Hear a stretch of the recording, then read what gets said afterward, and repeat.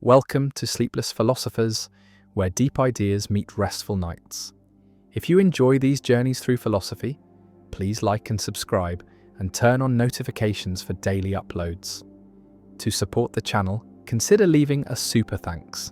Any amount helps us continue creating content. You can also become a member to request video topics. We're not monetized, so your support truly makes the difference. Now let the philosophy begin. The crocodile dilemma, when a monster's promise makes truth deadly. A crocodile seizes a child from the riverbank, snatches the infant in its jaws, and the mother screams and begs for her child's return. And the crocodile, cunning and cruel, makes an offer. The crocodile says, "I will return your child if you correctly predict what I will do, if you say truly whether I will return the child or not." And the mother must choose, must predict the crocodile's action. And if she predicts correctly, she gets her child back.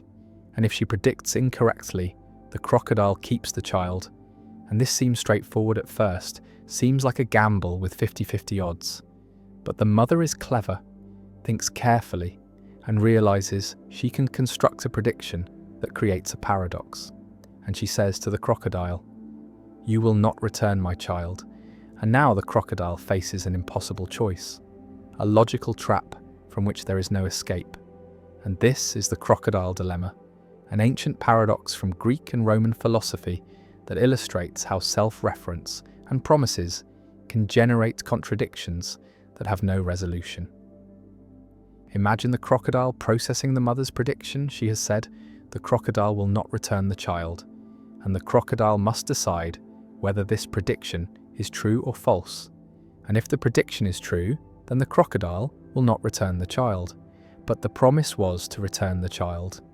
If the prediction is correct, and the prediction is correct, so the crocodile must return the child.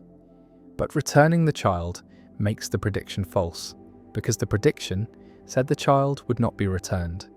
And if the prediction is false, then the crocodile is not obligated to return the child, but not returning the child makes the prediction true. And if it is true, the crocodile must return the child, and the cycle repeats. And the crocodile is stuck, unable to act, unable to fulfill the promise without violating it, unable to violate it without fulfilling it, and the paradox is complete. Visualize the crocodile frozen at the water's edge, jaws clamped around the child, mind caught in a logical loop, every option leading to contradiction, and the mother waits. And the crocodile cannot move forward or backward, cannot return the child or keep the child without creating impossibility. And the promise that seemed simple, seemed like a straightforward conditional, has become a trap, has revealed that some promises are unkeepable, some conditionals are incoherent when their conditions refer to their own fulfillment. The dilemma is structurally similar to the liar paradox, involves self-reference creating contradiction, because the mother's prediction refers to the crocodile's action, and the crocodile's action depends on whether the prediction is true, and the prediction's truth depends on the action. And this circular dependency creates a situation where no consistent assignment of truth values is possible, where any choice by the crocodile contradicts the conditions of the promise. And the paradox shows that not all promises can be kept. Not all conditionals can be satisfied, especially when the condition refers to the action that depends on the condition. One proposed resolution is that the crocodile's promise is defective, is not a genuine promise, but a linguistic trick, because promises must be performable, must create obligations that can be fulfilled, and the crocodile's promise creates an obligation that cannot be fulfilled when the mother makes the strategic prediction, and so the promise is void. The crocodile is not bound by it, and the crocodile can do whatever it chooses without violating any obligation, and by this resolution, the crocodile keeps the child. The mother loses. Not because her prediction was wrong, but because she made a prediction that made the promise unenforceable, and the dilemma is resolved by rejecting the premise that the promise binds the crocodile in paradoxical cases.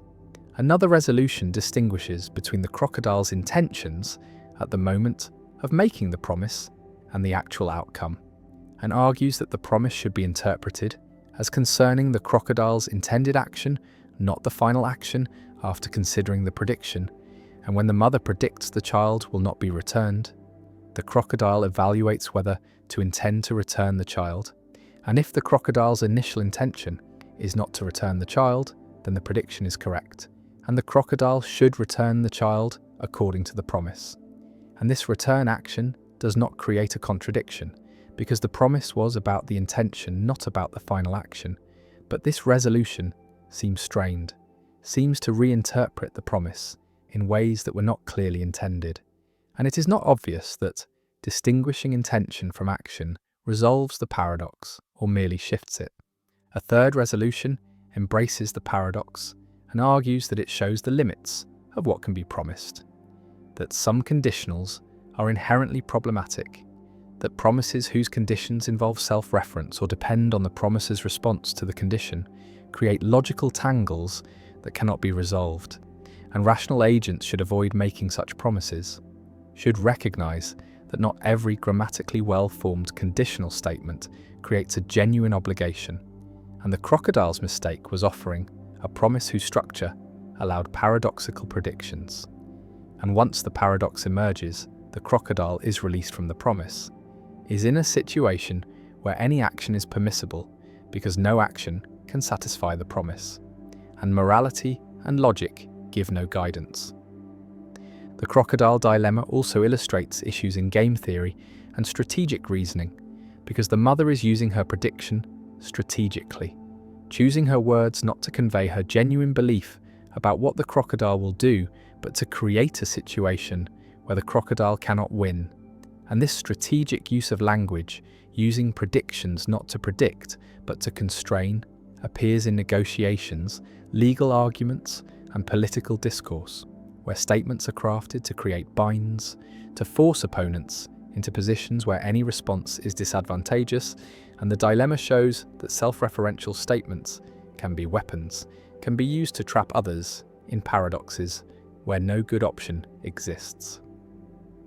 The dilemma has modern variants involving computers and artificial intelligence, where programs might be given instructions that are self-referential, that depend on the program's own output in ways that create paradox, and programmers must be careful to avoid such loops, must ensure that conditionals do not refer to their own evaluation in ways that create infinite regress or contradiction.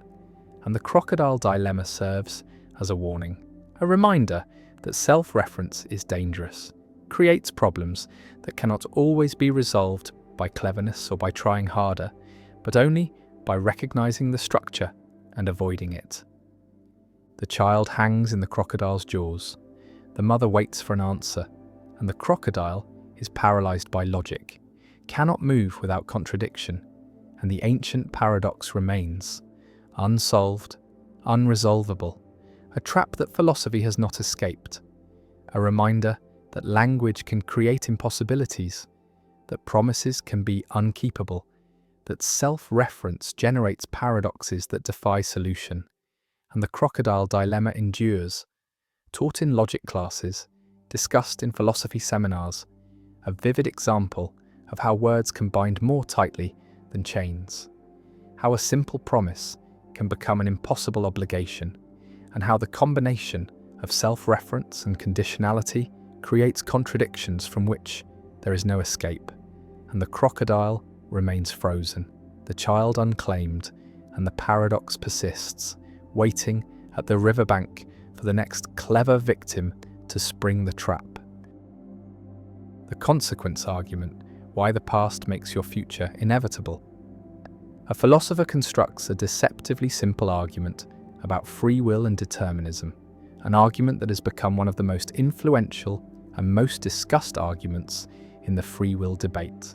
And the argument is called the consequence argument, formulated most clearly by Peter van Inwagen, and the argument aims to show that free will is incompatible with determinism, that if determinism is true, then no one has free will, that our actions are not genuinely up to us but are consequences of the past and the laws of nature, things we cannot control, and the argument proceeds through careful reasoning about what we can and cannot control, about what is and is not up to us, and it concludes that if the past and the laws determine everything, then we determine nothing.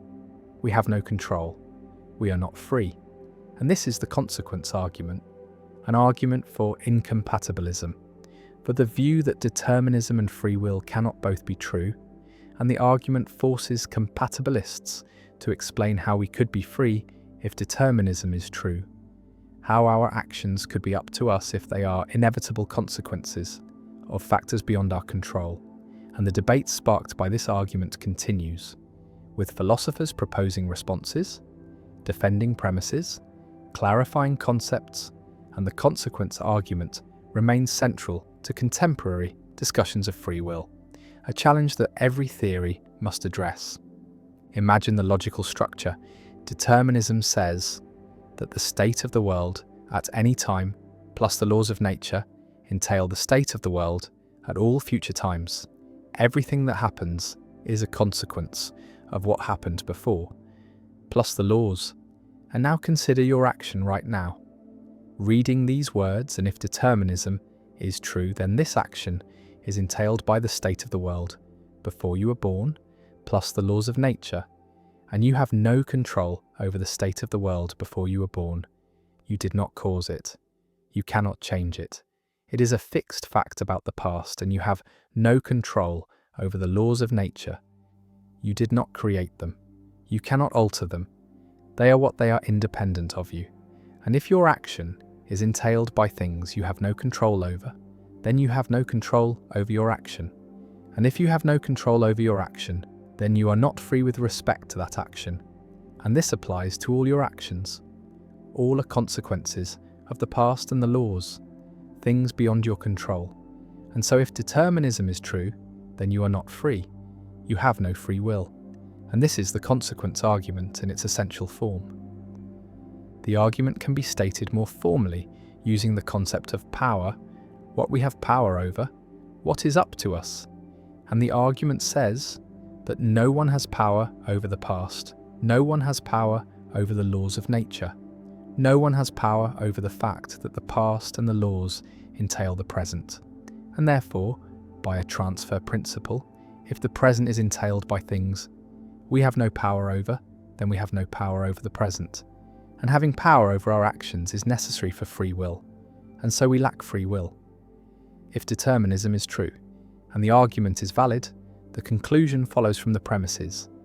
And so attacking the argument requires attacking one of the premises, requires either denying that we lack power over the past and laws, which seems implausible, or denying the transfer principle, denying that lack of power transfers across entailment. Visualize the causal chain, stretching back into the past, the state of the universe billions of years ago, plus the laws of physics determined the state 1 second later, and that state, plus the laws determined the next state. And the chain continues, moment by moment, through the formation of galaxies and stars and planets, through the evolution of life, through human history, through your birth and upbringing and this present moment. And at no point in this chain did you have control. You were not there at the beginning. You did not set the initial conditions. You did not write the laws, and the entire chain was set in motion before you existed. And your current action is the end of this chain, is the inevitable consequence of factors you did not control. And the consequence argument says, this shows you are not free. Your action was not genuinely up to you, was determined by the past. Compatibilists respond to the consequence argument in various ways. One response denies the transfer principle, argues that lack of power does not transfer across entailment in the way the argument assumes, that you can have power over a fact even if that fact is entailed by other facts you have no power over. And this response requires specifying what power means, what it is to have something be up to you. And compatibilists argue that an action is up to you if it results from your deliberation, your desires, your character, even if those psychological states were themselves determined by the past. And so the transfer principle is false. Power does not transfer, and the consequence argument fails. Another compatibilist response accepts the transfer principle, but denies that we lack power over the past in the relevant sense, argues that we do have a kind of counterfactual power over the past. We have the power such that if we had chosen differently, then the past would have been different. And this counterfactual power is sufficient for freedom, sufficient for the action to be up to us. And critics respond that counterfactual power is not real power, that being such that if you acted differently, the past would have been different is not the same as being able to act differently. And the compatibilist response confuses conditional ability with genuine ability, confuses what would have happened if things were different with what you can make happen. A third compatibilist response distinguishes between freedom and ultimate responsibility, accepts that the consequence argument shows we lack ultimate responsibility, ultimate control, the kind of control that would make us solely and completely responsible for our actions independent of all prior causes, but argues that we have enough control, enough freedom, for moral responsibility, for being proper subjects of praise and blame. And ultimate responsibility is impossible, is not required for the ordinary kind of responsibility that matters for ethics and law, and the consequence argument shows too much, shows that even libertarians who reject determinism cannot have ultimate responsibility because their actions are either caused by prior states or are random, and neither causation nor randomness gives ultimate responsibility. And so, the consequence argument does not distinguish between compatibilism and libertarianism, does not favour incompatibilism over compatibilism. Incompatibilists defend the consequence argument, defend the transfer principle, argue that compatibilist responses involve sophisticated verbal tricks, redefine freedom in ways that evacuate it of meaning, and the consequence argument reveals that if determinism is true, then we are not truly in control, are not genuinely free, and moral responsibility is undermined. And we must either reject determinism or accept that free will is an illusion, and different incompatibilists choose differently.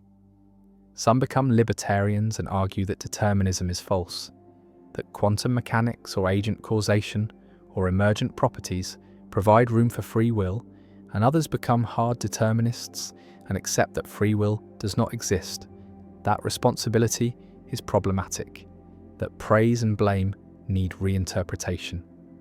The consequence argument also generates discussions about the fixity of the past, about what it means to say we have no power over the past. Because in one sense this is obvious. We cannot change what has already happened, cannot make it the case that the past was different. But in another sense, our current actions do affect what the past was, because if we act differently now, then the past must have been different given determinism. And so there is a sense in which our actions constrain the past, and compatibilists exploit this to argue that we do have power over the past in the relevant sense, while incompatibilists insist that this is not real power, not the kind of control required for freedom. The argument stands at the centre of free will debates, forces clarification of concepts, forces philosophers to specify what freedom requires, what control means, what power involves, and whether these are compatible with determinism, and the debate is productive, generates insight, even if it does not generate consensus, and the consequence argument remains one of the most powerful arguments for incompatibilism. One of the most difficult challenges for compatibilists to answer, and Van Inwagen's formulation is elegant, is compelling, captures a deep intuition that if everything we do is the inevitable consequence of factors beyond our control, then we are not truly free and the past stretches back, determined and fixed, and the laws operate, inexorable and unchanging, and the present unfolds and the action occurs, and the consequence argument says, this action was not free, was not genuinely up to the agent, was a consequence of things beyond control, and whether this argument succeeds, whether compatibilists can answer it, remains disputed, remains central to contemporary philosophy of free will. The Euthyphro dilemma. Is murder wrong? because God says so? Or does God say so because it's wrong? In ancient Athens, a young man named Euthyphro encounters Socrates on the steps of the courthouse, and Euthyphro is prosecuting his own father for murder. And Socrates, ever curious, asks Euthyphro to explain what piety is. What makes an action holy or righteous? And Euthyphro confidently responds that pious actions are those loved by the gods, and impious actions are those hated by the gods. And Socrates, never satisfied with simple answers, poses a question that has echoed through philosophy and theology for over 2,000 years. He asks whether the gods love pious actions because those actions are pious, or whether actions are pious because the gods love them. And this question, now called the Euthyphro dilemma, presents a fundamental challenge to divine command theory. The view that morality depends on God's will, that actions are right or wrong because God commands or forbids them, and the dilemma forces a choice between two uncomfortable options, each with troubling implications for the relationship between God and morality. Imagine the first horn of the dilemma. Suppose that actions are good because God commands them, that rightness is simply whatever God says is right, and wrongness is whatever God forbids, and there is no independent standard of goodness, no morality that exists prior to or apart from God's commands. And God could have commanded anything, could have made murder obligatory and charity forbidden, could have declared torture virtuous and compassion wicked, and whatever God commanded would be right by definition. And this seems to make morality arbitrary, seems to empty moral terms of their content. Because if good just means commanded by God, then saying God commands what is good becomes a tautology, becomes equivalent to saying God commands what God commands, which is trivial, tells us nothing, and more troublingly, this view seems to undermine the idea that God is good, because if goodness is defined by God's commands, then calling God good just means God does what God commands, which again is trivial, and we lose the ability to praise God's goodness as something meaningful, as something that transcends mere consistency with divine will. Visualize a world where this view is true, where morality is purely a matter of divine fiat, and God announces new commandments, declares that from now on, stealing is virtuous and honesty is sin, and according to divine command theory, this announcement would make stealing right and honesty wrong, because rightness just is whatever God says, and we would be obligated to become thieves, obligated to lie. And this seems absurd, seems to violate our deepest moral intuitions, because we feel that stealing and lying are wrong for reasons that have nothing to do with commands, that they harm people, violate trust, undermine cooperation, and these reasons would exist even if God commanded otherwise, and so morality seems to have a structure, a logic that cannot be altered by divine decree. And this suggests that the first horn of the dilemma is unacceptable, that we should reject the idea that actions are good merely because God commands them. Now consider the second horn. Suppose that God commands actions because those actions are good, that there is an independent standard of goodness, a moral truth that exists prior to God's commands. And God, being perfectly good and perfectly wise, recognizes this moral truth and commands accordingly. And God commands charity because charity is good, forbids murder because murder is bad, and the goodness and badness exist independently of the commands.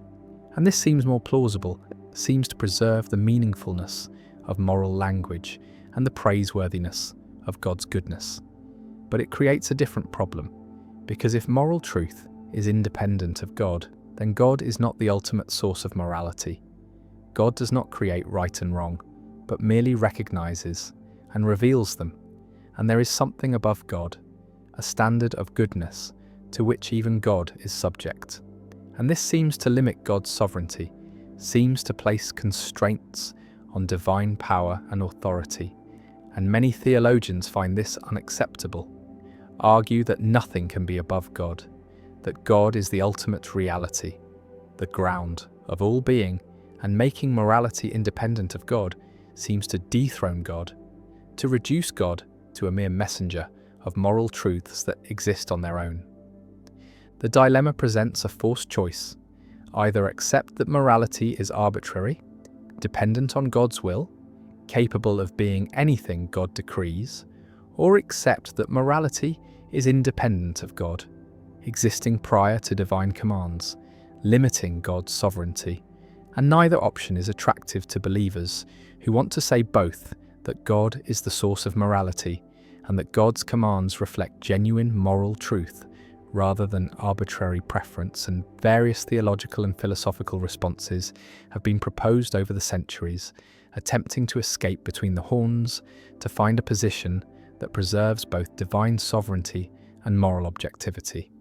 One response associated with medieval theologians like Duns Scotus embraces the first horn, accepts that morality depends entirely on God's will, and bites the bullet on arbitrariness, arguing that God's commands are not arbitrary in any problematic sense because God is perfectly rational and benevolent. And while God could have commanded otherwise, God would never do so. And God's nature ensures that divine commands will align with what promotes flourishing and well-being. And so while morality is ultimately grounded in God's will, it is not random or capricious. And this response tries to have it both ways, tries to say that morality depends on God's will, but is still stable and reasonable because God's character is stable and reasonable. But critics argue that this just pushes the problem back, because now we are saying God's character is good. And what does good mean here? If goodness is defined by God's will, then saying God's character is good is circular. And if goodness is independent, then we are back on the second horn. Another response associated with Aquinas and natural law theory embraces the second horn but softens it, argues that moral truth is not independent of God but is part of God's nature, is rooted in the divine essence, and God's commands reflect God's eternal nature rather than arbitrary choices. And goodness is not external to God but internal, is what God is, and God commands what is good because God is goodness itself. And this unites God and morality, makes them inseparable, avoids both arbitrariness and external constraint. But critics argue that this is just wordplay, that if moral truth is part of God's nature, then it is still independent in the relevant sense, still not something God creates or controls, and the question remains whether God could have had a different nature. And if so, we are back to arbitrariness. And if not, then something constrains God's nature, something makes God's nature what it is, and we are back to external constraints. A third response from some modern philosophers rejects the dilemma entirely, argues that it presents a false choice, that it assumes moral realism, assumes that moral truths exist objectively, either dependent on God or independent, but perhaps moral truth is neither. Perhaps morality is a human construction, a set of norms we create to facilitate cooperation, and God's role is to guide this construction, to reveal which norms best serve human flourishing, and this avoids both horns by denying the assumption that moral truth exists in any absolute sense. But it creates new problems, makes morality relative or subjective, undermines the claim that moral truths are objective facts that God knows and humans can discover, and many find this solution worse than the original dilemma. The Euthyphro dilemma appears not just in theology, but in secular ethics as well, because any attempt to ground morality in authority faces the same structure. If we say actions are right because society approves them, we can ask whether society approves them because they are right, or whether they are right because society approves them. And the dilemma recurs: arbitrariness on one side, independent moral truth on the other, and the same choice must be faced. And this suggests that the dilemma is not specifically about God, but about the relationship between authority and morality, about whether moral truth can be grounded in will, in decision, in command, or whether it must exist independently of any authority, answerable to reason or nature or some other source.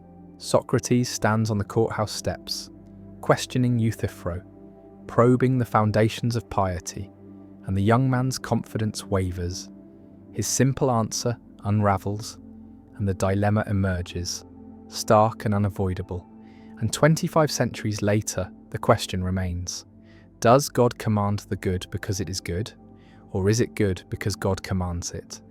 And theologians and philosophers continue to debate, continue to propose solutions, continue to struggle with a choice that seems to force a sacrifice, either God's sovereignty or morality's objectivity, either divine authority or moral truth.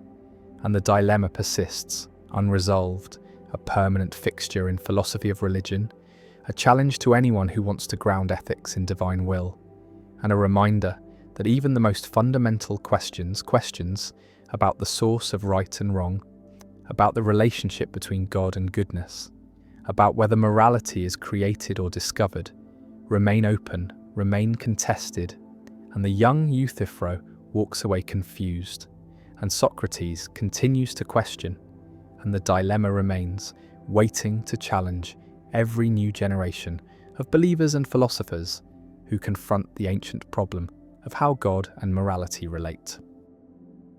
The false belief paradox. Young children, typically before the age of 4 or 5, exhibit a curious cognitive limitation. They struggle to understand that other people can hold beliefs that differ from reality, that someone can believe something false, and this limitation is revealed through false belief tasks, experimental scenarios designed to test whether children can represent the mental states of others, can understand that beliefs are representations that can be accurate or inaccurate, and the classic version involves a character named Maxi who places chocolate in a cupboard and then leaves the room. And while Maxi is gone, his mother moves the chocolate to a drawer. And when Maxi returns, children are asked where Maxi will look for the chocolate.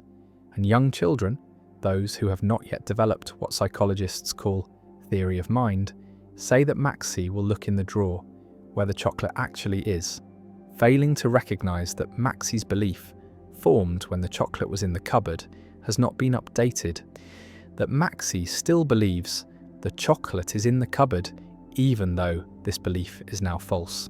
This failure to attribute false beliefs to others might seem like a simple developmental limitation, a matter of cognitive immaturity that children outgrow, but it raises deep philosophical questions about the nature of belief, the development of self-consciousness, the relationship between mind and world, and whether the ability to represent false beliefs is necessary for full-fledged thought and agency.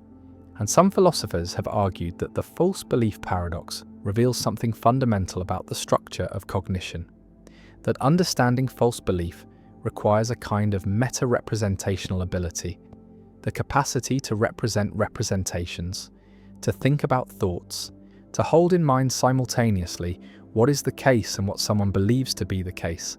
And this capacity emerges relatively late in development and may be unique to humans or shared only with a few other cognitively sophisticated species. The paradox takes its name from the tension between two facts. On the one hand, beliefs are defined by their representational content, by what they are about, and this content can be accurate or inaccurate, true or false.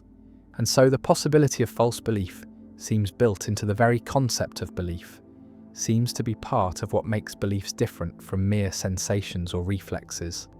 And on the other hand, young children seem unable to grasp this possibility, seem to treat beliefs as transparent to reality, as if what someone believes must be what is actually the case. And this suggests that the full concept of belief, the concept that includes the possibility of misrepresentation, is not innate but develops over time, requiring both cognitive maturation and social experience. The false belief paradox also appears in philosophical discussions of self-knowledge and first-person authority, because while young children struggle to attribute false beliefs to others, they seem to have access to their own beliefs in a more direct way. They can report what they believe without needing to infer it from evidence, and this asymmetry between first-person and third-person belief attribution raises questions about whether beliefs are fundamentally different when considered from the inside versus the outside. Whether self-knowledge is a special kind of knowledge with its own logic and epistemology, and whether the difficulty of understanding false belief in others reflects a deeper puzzle about how minds can be both transparent to themselves and opaque to others. Some philosophers have connected the false belief paradox to issues of rationality and akrasia, the puzzle of how someone can act against their own better judgment, can believe that an action is wrong or foolish, and yet perform it anyway, because understanding akrasia seems to require the ability to represent conflicting mental states, to hold in mind both what one judges to be best and what one is inclined to do, and this ability may depend on the same meta-representational capacity that underlies the understanding of false belief, the capacity to separate belief from reality, to recognize that mental states are states that can be at odds with each other or with the world.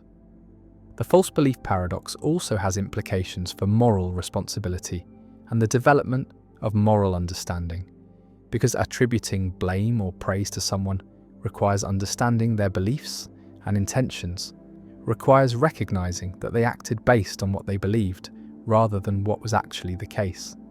And young children who cannot represent false beliefs also struggle with certain moral judgments. They tend to judge actions by their outcomes rather than by the intentions behind them, and they have difficulty understanding that someone who causes harm unintentionally, based on a false belief about the situation, is less blameworthy than someone who causes harm intentionally. And this connection between false belief understanding and moral judgment suggests that moral development depends on cognitive development, that certain moral concepts require certain cognitive capacities. The paradox raises questions about animal cognition as well, about whether non-human animals can represent false beliefs, whether they have theory of mind, and experiments with primates, corvids, and other intelligent species have produced mixed results. Some studies suggest that great apes and some birds can pass modified versions of false belief tasks, suggesting they have at least rudimentary theory of mind, while other studies find failures, and the debate continues about what these results mean, whether animals that pass simplified tasks really understand false belief, or whether they are using simpler heuristics, behavioral rules that mimic understanding without genuine meta-representation. The false belief paradox also connects to discussions of autism and neurodiversity, because individuals with autism often struggle with theory of mind tasks, including false belief tasks, even into adulthood, and this difficulty has been proposed as part of what makes social interaction challenging for autistic individuals: the inability to easily and automatically infer what others believe, intend, or know. And this has led to both therapeutic interventions designed to teach theory of mind skills and critiques of the emphasis on theory of mind, with some arguing that the focus on false belief tasks pathologizes a different cognitive style rather than a deficit, that autistic individuals may process social information differently rather than poorly, and that neurotypical people also struggle to understand autistic minds, suggesting that theory of mind failures are bidirectional, not one-sided. The paradox persists as a puzzle about the nature of mind and the development of mental concepts, about how humans come to understand that minds are representational, that beliefs can be false, that people act based on what they think rather than what is, and the failure of young children to grasp false belief reveals something profound about cognition, that the ability to represent misrepresentation is not simple or automatic, but requires a developmental achievement, a cognitive leap that transforms how we understand ourselves and others. And once this leap is made, once false belief becomes comprehensible, the social world opens up in new ways. Deception becomes possible and recognizable. Mistakes become understandable, different perspectives become appreciable, and the realization that others see the world differently, that their beliefs may not match reality or our own beliefs, becomes the foundation for empathy, communication, cooperation, and conflict. The chocolate sits in the drawer. Maxie believes it is in the cupboard, and the child must hold these two facts in mind simultaneously, must represent reality and represent Maxi's representation of reality, and for the young child this is impossible. The two collapse into one, belief and reality merge, and Maxi must look where the chocolate is, not where he believes it to be. And the child's answer reveals a mind that has not yet learned to separate map from territory, representation from represented, belief from truth. And the false belief paradox marks the boundary between a simpler cognitive world where beliefs are transparent and a more complex one where beliefs are understood as representations that can misrepresent, where minds are recognized as fallible, limited, perspectival, and where the gap between how things seem and how things are becomes a permanent feature of the social and epistemic landscape. And we who have crossed this boundary, who can easily attribute false beliefs to others, can only dimly remember what it was like before, what it was like when belief and reality were not distinguished, when other minds were opaque in a different way, not because we understood them as different, but because we did not yet understand them as minds at all. The flicker of freedom, the tiny space where choice still lives. A philosopher examines Frankfurt's counterexamples, the cases where a person acts on their own but could not have done otherwise because an intervener would have prevented any alternative.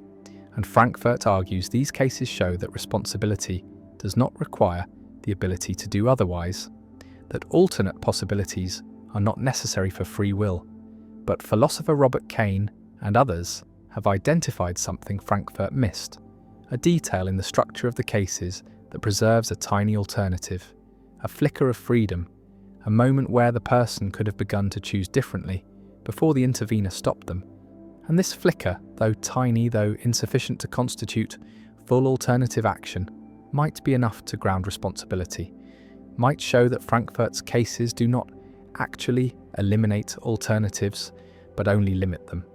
And if the flicker is necessary for responsibility, then the principle of alternate possibilities survives in modified form, requires not robust alternatives, but only minimal alternatives, only flickers. And this is the flicker of freedom argument, the observation that Frankfurt cases contain residual alternatives, tiny spaces where choice still operates. And these flickers might be necessary and sufficient for responsibility.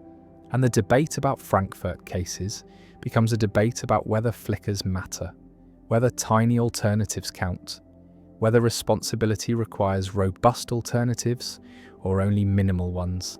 And this debate has generated extensive literature, has forced refinement of Frankfurt's argument, has led to increasingly complex thought experiments designed to eliminate even flickers.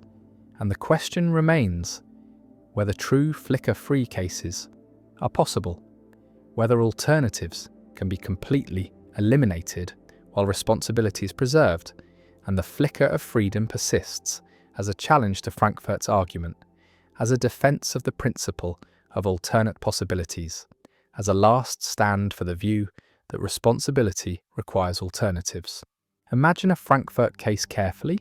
Jones is about to decide whether to vote for candidate A or candidate B, and Black, the intervener, has placed a device in Jones's brain that monitors his neural activity, and the device can detect which way Jones will decide before Jones becomes conscious of his decision, can detect the neural precursors of choosing B, and if the device detects these precursors, it will intervene, will alter Jones's brain to make him decide to vote for A instead.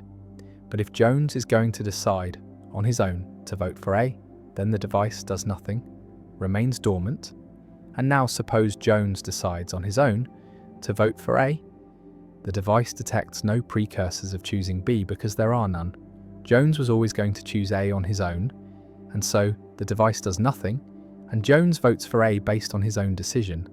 And Frankfurt says Jones is responsible, even though he could not have done otherwise. Because if he had started to choose B, the device would have intervened. And so Jones could not have voted for B, had no alternative. And yet Frankfurt says Jones is responsible because he acted on his own and the device played no role. But now consider the flicker. There is a moment, however brief, before the device detects that Jones is choosing B, before the device can intervene. And in that moment, Jones could have begun to choose differently, could have initiated the neural precursors that would have triggered intervention. And this moment is a genuine alternative. Is something Jones could have done differently, even though if he had done it, the device would have stopped him from completing the alternative choice. And so there is an alternative. There is something Jones could have done otherwise, namely, begin to choose B. And this alternative, though tiny, though incomplete, is a flicker of freedom. And the question is whether this flicker is sufficient to ground responsibility, whether the ability to begin an alternative is enough even if the ability to complete it is absent. Visualize freedom as coming in degrees. At one end is robust freedom, the full ability to choose and complete any available alternative. At the other end is no freedom, no alternatives whatsoever. And flickers are near the no freedom end, but not quite at it. Are minimal alternatives, are the ability to begin alternatives, even if not to complete them. And the debate is whether this minimal freedom is sufficient for responsibility, whether flickers count, or whether only robust alternatives matter. And source theorists who follow Frankfurt say flickers do not matter, say that what matters for responsibility is not alternatives, but source, whether the action flows from the agent's own will. And flicker theorists who defend alternate possibilities say flickers do matter, say that responsibility requires some alternative, even if minimal, even if only a flicker. Frankfurt responded to the flicker objection by constructing more sophisticated cases, blockage cases, where the intervener does not wait for precursors but intervenes earlier, or cases where the intervener controls the entire deliberative process, ensures that only one alternative is genuinely possible psychologically. And these refined cases attempt to eliminate even flickers, attempt to create scenarios where no alternative exists at any point, not even the alternative of beginning to choose differently. And if such flicker-free cases are possible, if they preserve responsibility, then Frankfurt's argument succeeds, shows that responsibility does not require alternatives, and the principle of alternate possibilities is refuted. But critics argue that truly flicker-free cases are impossible, that any case detailed enough to eliminate all flickers will either eliminate responsibility along with alternatives, or will preserve subtle flickers that defenders miss. And this back and forth, this attempt to construct and critique flicker-free cases, has dominated discussions of Frankfurt cases for decades, has generated increasingly technical papers, increasingly complex scenarios, and no consensus has emerged, and both sides claim victory, claim that the cases support their view, and the debate continues.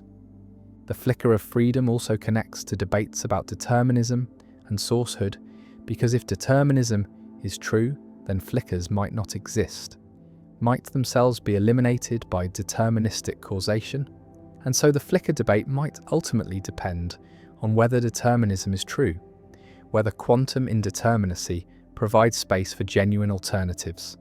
And this makes the debate about flickers part of the larger debate about free will and determinism, about whether compatibilism or incompatibilism is correct. One response to the flicker argument accepts that flickers exist in Frankfurt cases, but denies that flickers ground responsibility, argues that the ability to begin an alternative that would immediately be stopped is not the kind of ability that matters for responsibility, is not genuine control, is not enough to make the action truly up to the agent, and responsibility requires more than flickers, requires robust alternatives, or requires source without alternatives. And flickers are too weak to do the work that alternate possibilities theorists need them to do. And Frankfurt's argument succeeds despite the flickers, because flickers are irrelevant to responsibility. Another response embraces flickers, argues that they show Frankfurt cases fail, show that alternatives are preserved, and this response modifies the principle of alternate possibilities to say that responsibility requires alternatives, but these alternatives need not be robust, need only be flickers, need only be the ability to begin alternatives even if not to complete them. And this modified principle is immune to Frankfurt's argument because Frankfurt cases contain flickers, and flicker-free cases either do not exist or do not preserve responsibility. And so the principle of alternate possibilities survives in modified form, survives as the principle that responsibility requires. At least flickers of freedom requires some alternative possibilities, however minimal. The flicker debate also raises questions about what counts as an alternative, about how much control is required for something to be a genuine alternative, and these questions are central to understanding freedom, to specifying what free will requires, and the flicker debate, though technical, though focused on detailed cases, ultimately concerns fundamental issues about agency, control, and responsibility. And the debate has been productive, has forced clarification of concepts, has revealed complexity in notions that seemed simple, and whether flickers matter, whether they ground responsibility or are irrelevant, remains disputed, remains one of the many unresolved issues in the free will debate. Jones votes, the device does nothing, and somewhere in the process there is or is not a flicker, a moment where Jones could have begun differently, a tiny alternative that would have triggered intervention, and whether this flicker exists and whether it matters determine whether Frankfurt's argument succeeds, whether responsibility requires alternatives and the flicker of freedom remains, tiny but potentially crucial, a last gasp of alternate possibilities in cases designed to eliminate them. And the debate continues, philosophers constructing ever more sophisticated cases, critics finding ever more subtle flickers, and the question persists, do flickers matter? Are tiny alternatives enough for responsibility, or is responsibility about source not alternatives, about where choices come from, not what else could have been chosen, and the flicker flickers, at the edge of possibility, barely existing, possibly necessary, and the debate around it endures. The free rider problem, why nobody pays for what everyone wants. A community needs a public good, needs streetlights perhaps, or clean air or national defence, and this good has a special property. It is non-excludable. Once provided, it is available to everyone, regardless of whether they contributed to its provision, and it is non-rivalrous. One person's use does not reduce availability for others. And these properties create a problem, create incentives for free riding, for enjoying the benefits without bearing the costs, and each individual reasons that their contribution is small, is negligible, will not determine whether the good is provided, and so they can free ride, can enjoy the streetlights, whether they pay or not. And since paying is costly, and the good will be provided or not, regardless of their individual contribution, it is individually rational to free ride. And if everyone reasons this way, then no one contributes. The good is not provided, and everyone is worse off than if everyone had contributed.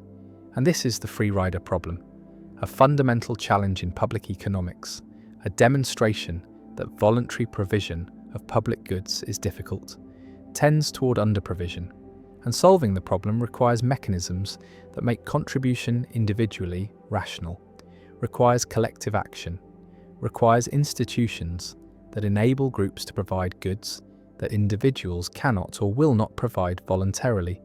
And the free rider problem explains why governments exist, why taxation is necessary, why voluntary charity is insufficient for providing public goods.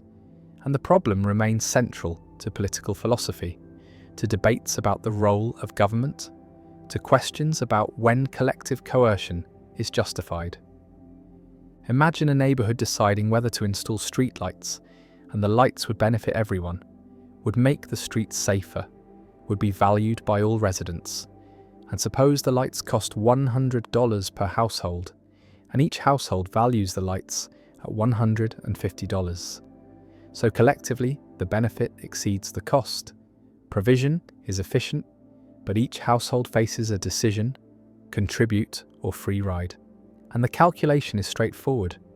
If enough others contribute, the lights will be installed regardless of whether I contribute. And if I contribute, I pay $100 and get $150 of benefit for net benefits of $50. But if I free ride, I pay nothing and still get $150 of benefit for net benefits of $150. So I am better off free riding, and if not enough others contribute, then the lights will not be installed regardless of whether I contribute. And if I contribute, I pay $100 and get nothing because the lights are not installed. And if I free ride, I pay nothing and get nothing. So I am no worse off free riding, and in both cases, free riding dominates contributing. And since every household reasons this way, no one contributes, the lights are not installed, and everyone loses the net benefit they could have had. And this is the free rider problem. The free rider problem demonstrates that individual rationality can lead to collective inefficiency, that goods which everyone wants can fail to be provided because no individual has incentive to contribute, and the problem is structural, is inherent in the properties of public goods, and cannot be solved by appealing to altruism or social responsibility, because even small amounts of altruism are insufficient, because as long as some people free ride, the burden on contributors increases, and this creates resentment, undermines cooperation, and voluntary provision tends to fail. And the solution typically involves coercion, involves mandatory contributions through taxation, and governments exist partly to solve free rider problems, to provide public goods through collective funding, and taxation is justified on the grounds that it enables provision of goods that voluntary contribution cannot reliably provide. Visualize the free rider problem as a threshold public good, where the good is provided only if total contributions exceed some threshold, and individuals must decide whether to contribute without knowing whether others will contribute, and the dominant strategy is to free ride because your contribution is costly and makes little difference to whether the threshold is met, and everyone free rides. The threshold is not met. The good is not provided, and this shows why voluntary provision fails, why collective action problems arise, why coordination on contribution is difficult without institutional mechanisms. And solving the problem requires commitment devices, requires mechanisms that ensure contributions are made, that prevent free riding, and taxation is one such mechanism, makes contribution mandatory, eliminates the free riding option, and enables provision of public goods that markets fail to provide.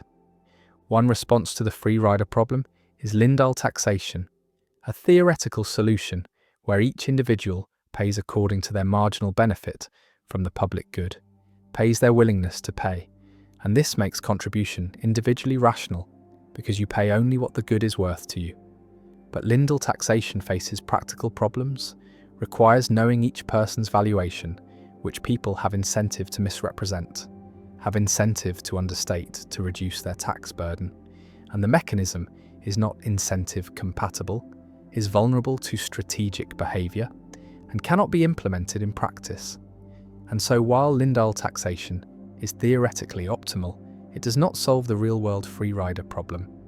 Another response is assurance contracts, where contributions are collected conditionally, are returned if the threshold is not met. And this solves one problem with voluntary provision, eliminates the risk of contributing without the good being provided. But assurance contracts do not eliminate free riding incentive, do not make contributing dominant, because you still benefit from the good whether you contribute or not.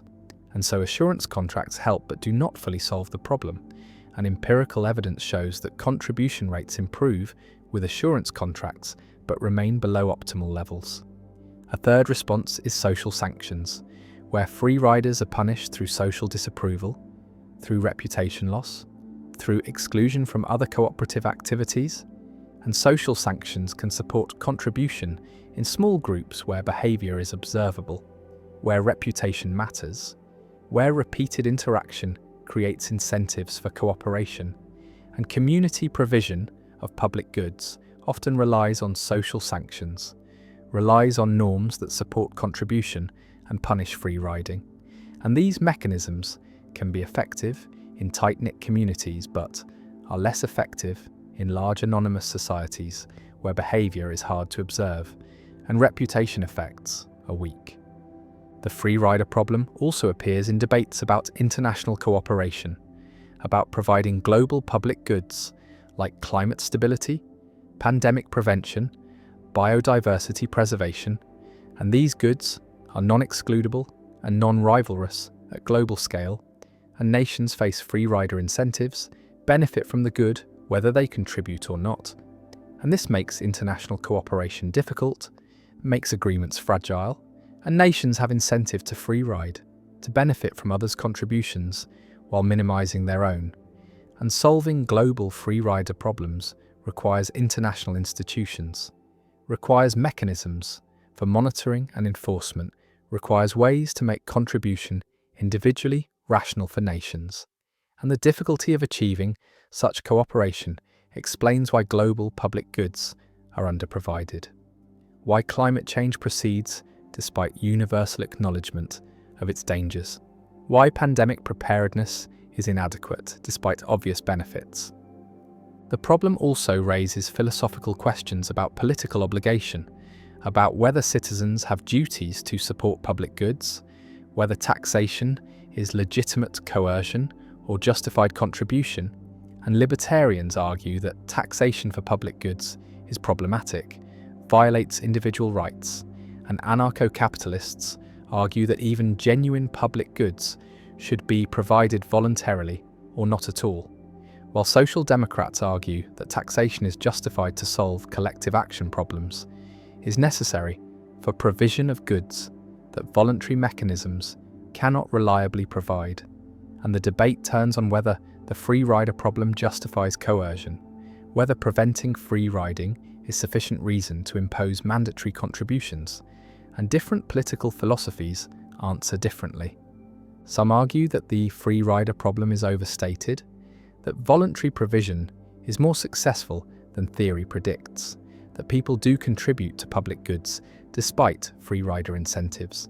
And empirical evidence supports this, shows that people do contribute voluntarily to charities, to public radio, to open source software, and contribution rates exceed zero even when free riding is possible. And this suggests that people are not purely self-interested, have preferences for fairness, for contributing to collective goods, for avoiding being seen as free riders, and behavioral economics explains these patterns through social preferences, through conditional cooperation, through warm glow effects from giving, and while voluntary provision remains below optimal levels, it is not zero. And this shows that humans are more cooperative than pure economic theory predicts. But it does not eliminate the free rider problem, does not make voluntary provision reliably sufficient, and government provision remains necessary for most public goods. The streetlights remain dark, the clean air remains polluted, the defence remains unprovided, and everyone wishes for the public good, but no one contributes.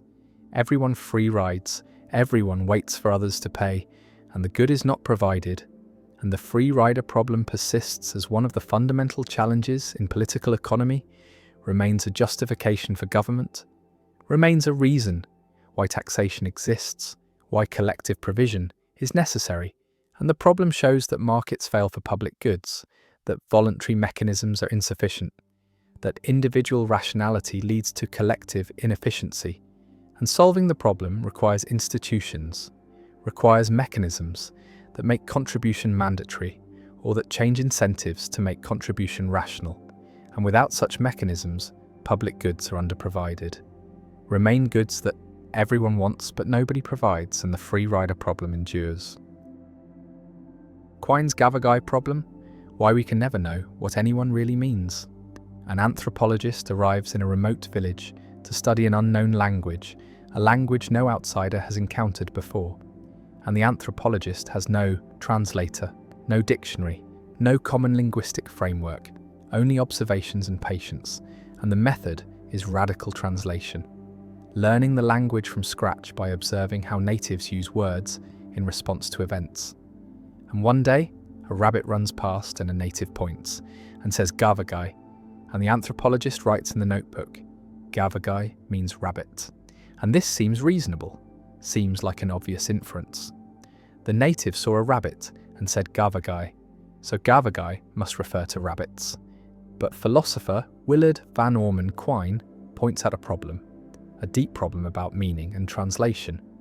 Because gavagai might mean rabbit, but it might also mean undetached rabbit part, or rabbit stage, or collection of rabbit molecules, or instance of rabbithood. And all these translations are consistent with the native's behaviour. All would lead the native to say gavagai in exactly the same circumstances, whenever a rabbit is present, and there is no fact of the matter, no objective truth about which translation is correct, no way to determine what gavagai really means. And this indeterminacy is not due to practical limitations, not due to insufficient evidence, but is fundamental, is a consequence of how meaning works. And this is Quine's gavagai problem, also called the problem of indeterminacy of translation, a challenge to the idea that words have determinate meanings, that translation has right answers, and that we can know what others mean when they speak. Imagine trying to distinguish between gavagai means rabbit and gavagai means undetached rabbit part. And you point to the rabbit and the native says gavagai, and you point to the rabbit's ear and ask whether this is gavagai, and the native responds, but you do not know whether the response means yes because the ear is an undetached rabbit part, or no, because the ear is not a whole rabbit, or something else entirely. And every test you design, every question you ask, can be interpreted in multiple ways, can be answered consistently by multiple translations, and no amount of observation, no behavioural evidence can definitively settle which translation is correct, because the native's behaviour under all possible circumstances is compatible with multiple interpretations. And Quine argues that this shows meaning is indeterminate, that there is no fact about what gavagai really means, only different translation manuals that work equally well, that map the native's language onto ours in different but equally legitimate ways. The problem generalizes beyond anthropology to all understanding of language, because even when we share a language, even when we both speak English, the gavagai problem applies. We cannot be certain that we mean the same thing by our words, that rabbit means to you what it means to me. We might be using different concepts, carved up differently, but our behavior is similar enough that we never notice the difference. And this raises the disturbing possibility that communication is always partial, always approximate, that we never fully understand each other, that meaning is not something objective that words have, but something we impose through interpretation, and different interpretations can fit the evidence equally well, and there is no transcendent perspective from which to judge which interpretation is correct. Visualize meaning as a relationship between words and world, and Quine's point is that this relationship is underdetermined by behaviour, by the evidence available to translators, because infinitely many relationships are consistent with the same behavioural evidence. Infinitely many ways of mapping words to world produce the same observable patterns, and choosing among these possibilities requires going beyond evidence, requires making decisions that are not forced by facts, and these decisions constitute meaning rather than discovering it. And so meaning is partially conventional, partially stipulated, not fully determined by reality. The gavagai problem challenges referential theories of meaning, theories that say words mean things because they refer to objects in the world, because rabbit refers to rabbits, and water refers to water, and Quine's argument shows that reference is inscrutable, cannot be determined from behaviour alone, because words can be interpreted as referring to different things, different ways of carving up reality, and all interpretations fit the evidence, and so reference is not an objective relation, but is relative to a translation manual, relative to a scheme of interpretation, and different manuals. Different schemes can assign different references to the same words while remaining equally correct.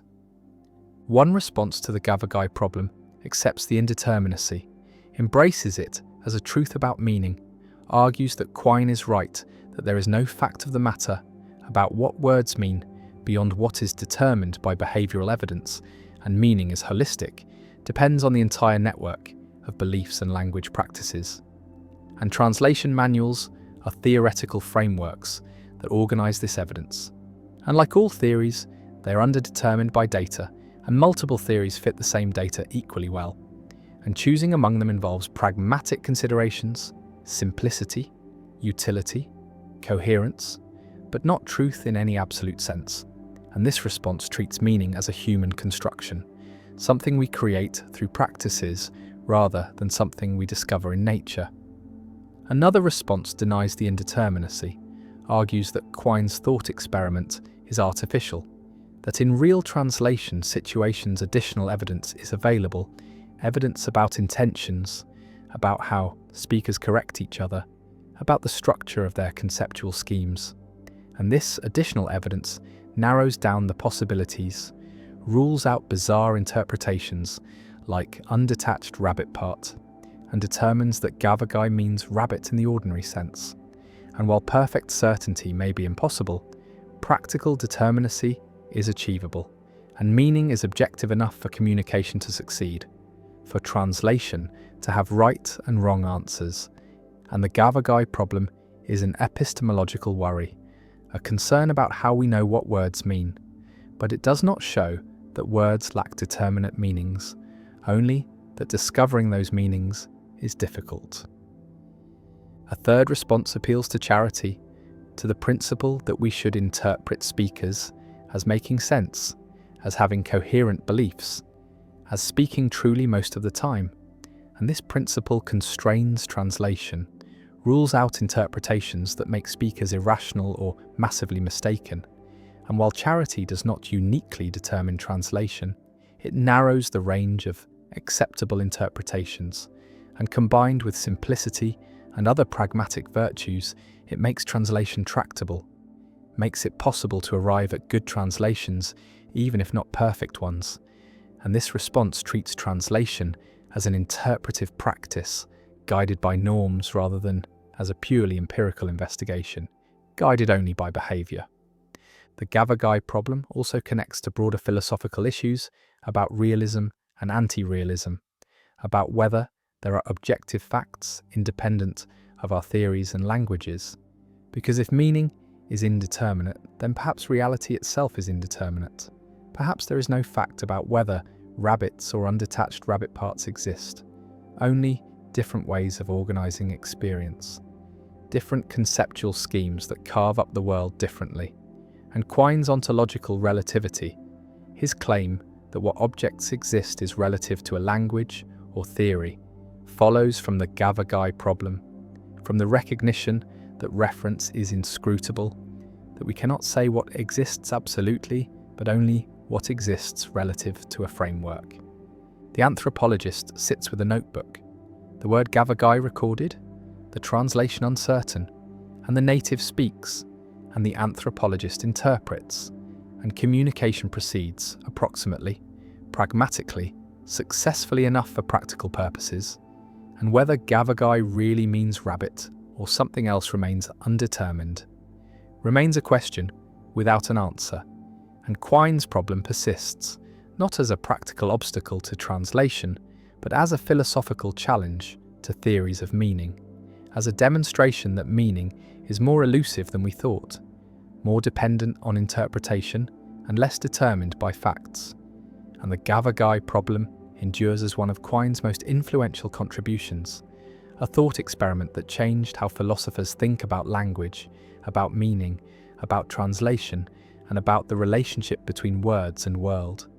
And the problem remains unsolved, perhaps unsolvable, a permanent feature of linguistic philosophy, a reminder that understanding each other is harder than it seems, that meaning is indeterminate, that communication is an achievement rather than an automatic consequence of shared language, and that the gap between what we say and what we mean, between our words and their reference, can never be fully closed.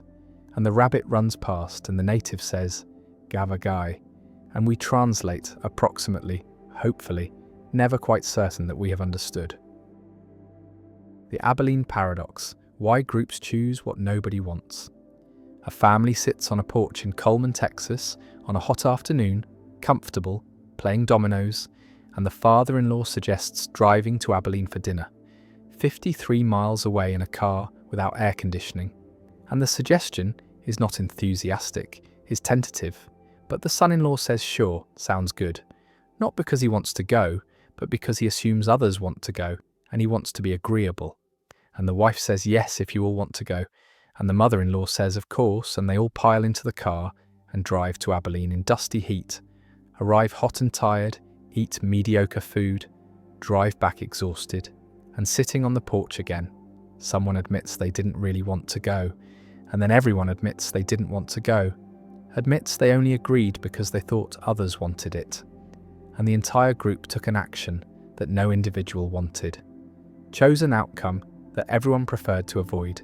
And this is the Abilene Paradox, described by management professor Jerry Harvey, a phenomenon where groups make decisions that contradict the preferences of all members, where collective action diverges from individual preferences, not through majority rule or compromise, but through misperception, through failure to communicate, through assumptions about what others want.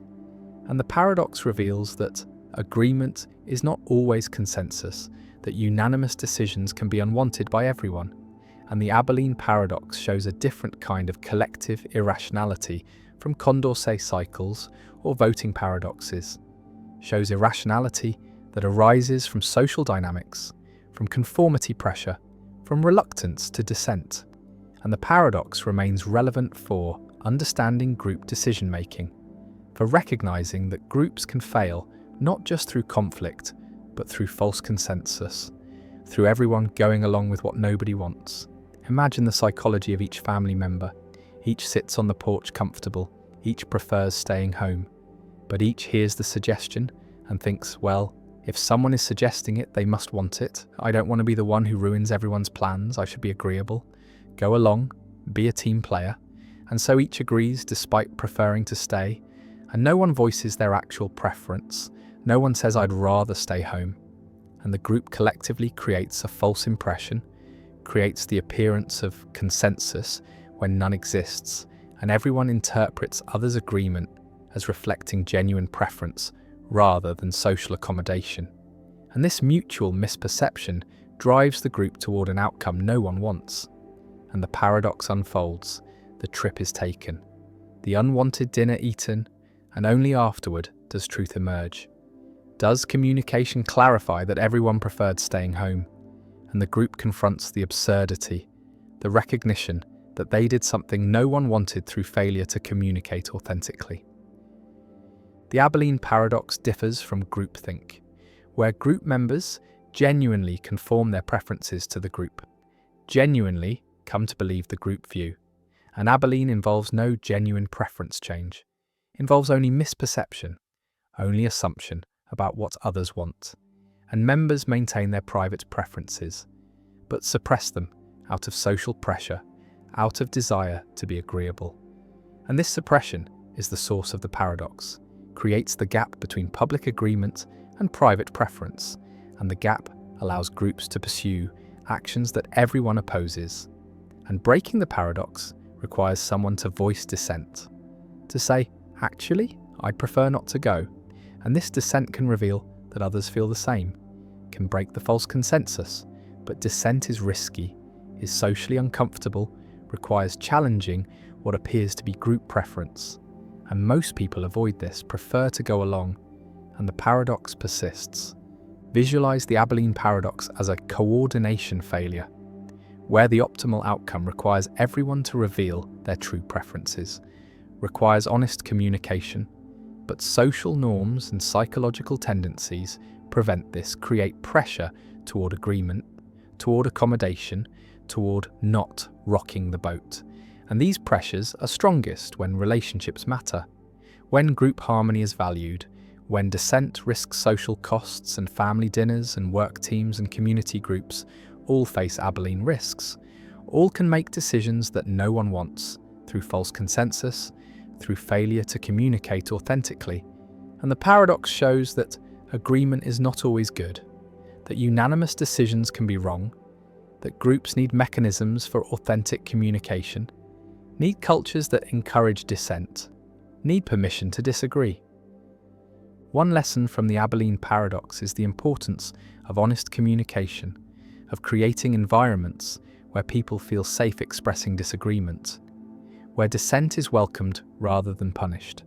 And organizations that suffer repeated Abilene paradoxes often have cultures of false harmony, have norms that discourage challenging proposals, have leaders who interpret dissent as disloyalty, and these cultures create conditions for Abilene, create pressure toward agreement, and preventing the paradox requires changing culture, requires valuing truth over harmony, requires encouraging people to voice concerns. And this is difficult, requires conscious effort, requires leadership that models disagreement, that rewards dissent, that avoids shooting messengers. Another lesson is about decision-making procedures, about how groups can avoid Abilene through structured processes, through anonymous voting, through devil's advocate roles, through explicit checking for consensus, through asking not just who agrees, but who disagrees and why. And these procedures create space for dissent, create permission to voice opposition, and reduce pressure toward false consensus. And effective groups use these procedures systematically, build them into decision-making, recognize that surface agreement may hide opposition, and these procedures are especially important for high-stakes decisions, for commitments that are costly to reverse. And the trip to Abilene is costly, is unpleasant for everyone, and could have been avoided with better communication. The Abilene paradox also appears in organizational settings, in corporations where teams pursue strategies that no one really supports, in committees that adopt policies no member wants, in groups that invest in projects everyone privately doubts. And these organizational Abilenes are costly, waste resources, damage morale, produce outcomes that serve no one's interests. And preventing them requires organizational awareness, requires training people to recognize Abilene dynamics, requires creating cultures where speaking up is safe, where dissent is valued, and many organizations fail at this. Have cultures of deference, have hierarchies, where subordinates agree with superiors even when privately opposed. And these cultures are Abilene-prone, create repeated paradoxes, and organizational effectiveness requires breaking these patterns. Some argue that the Abilene paradox is overstated, that genuine cases are rare, that most group decisions reflect genuine preferences of at least some members, and while everyone agreeing despite everyone opposing is uncommon, partial Abilene is more common, where some members oppose but remain silent, and the group pursues a course that a vocal minority supports while a silent majority opposes. And this partial Abilene is still problematic, still produces suboptimal outcomes, and preventing it still requires encouraging dissent, requires creating safety for opposition. The paradox also raises questions about responsibility, about who is responsible when groups make decisions no one wants. And the answer is everyone and no one. Everyone contributed through silence, through false agreement, through failure to voice opposition, but no one individually caused the outcome. No one individually chose wrongly. Each made a reasonable social decision to accommodate perceived group preferences. And the collective outcome is worse than any individual action merited. And this shows how social dynamics can produce results that exceed individual culpability, can create group failures that no individual intended. And avoiding such failures requires collective awareness, requires group-level solutions, requires changing communication patterns and decision procedures.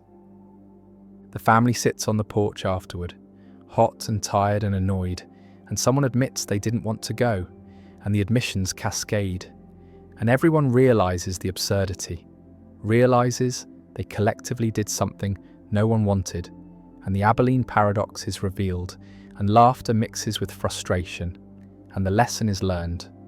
the importance of honest communication, the danger of false consensus, the need to voice dissent, and the paradox remains a permanent reminder that groups can fail not just through conflict, but through excessive agreeableness, through mistaken assumptions about others' preferences, through social pressures that suppress authentic communication, and the Abilene paradox endures as a cautionary tale about group decision-making, a demonstration that agreement is not always consensus, that unanimous decisions can be wrong, and that preventing collective irrationality requires creating environments where dissent is safe, where truth is valued over harmony, and where groups communicate authentically rather than accommodating falsely.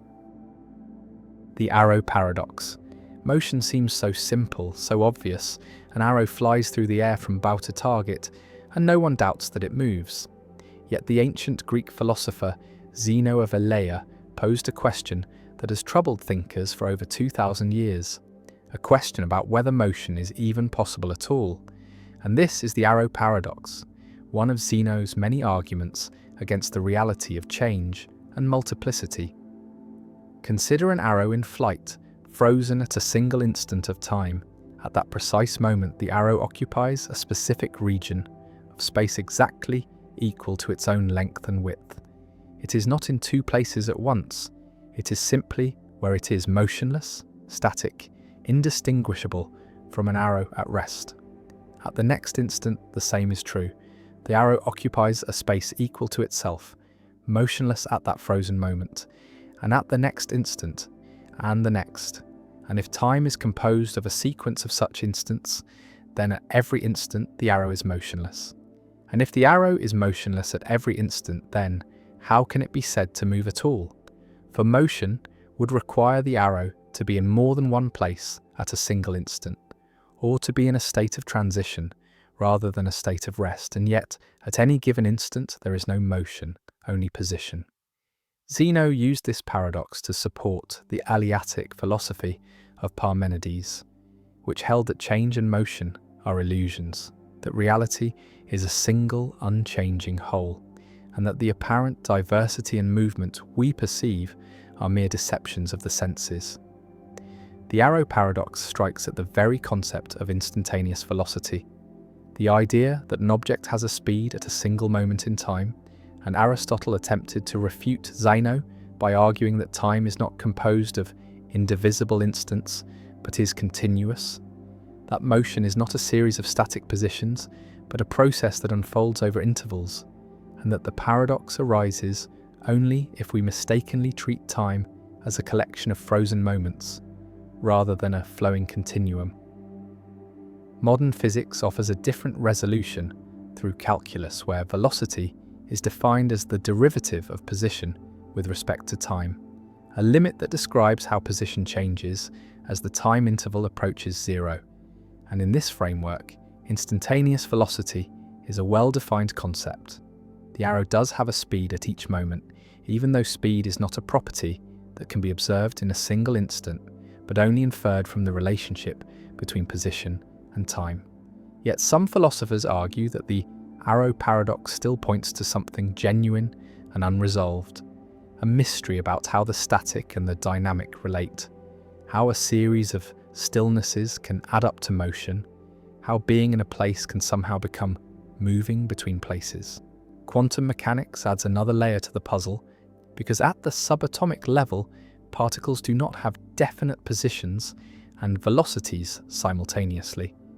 The Heisenberg uncertainty principle states that the more precisely we know a particle's position, the less precisely we can know its momentum. And in some sense, the arrow paradox prefigures this strange quantum behavior, the idea that motion and position are not entirely compatible descriptions of reality. The paradox also connects to debates about the nature of time itself, whether time is discrete or continuous, whether it flows or is an illusion, whether the present moment is all that exists or whether past and future are equally real, and whether change is fundamental or derivative.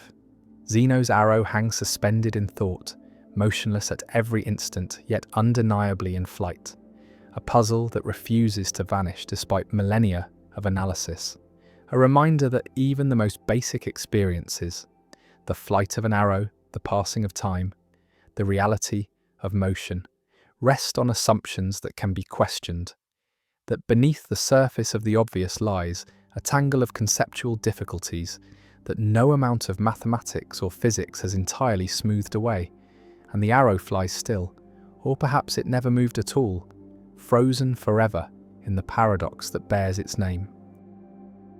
The Achilles and the tortoise.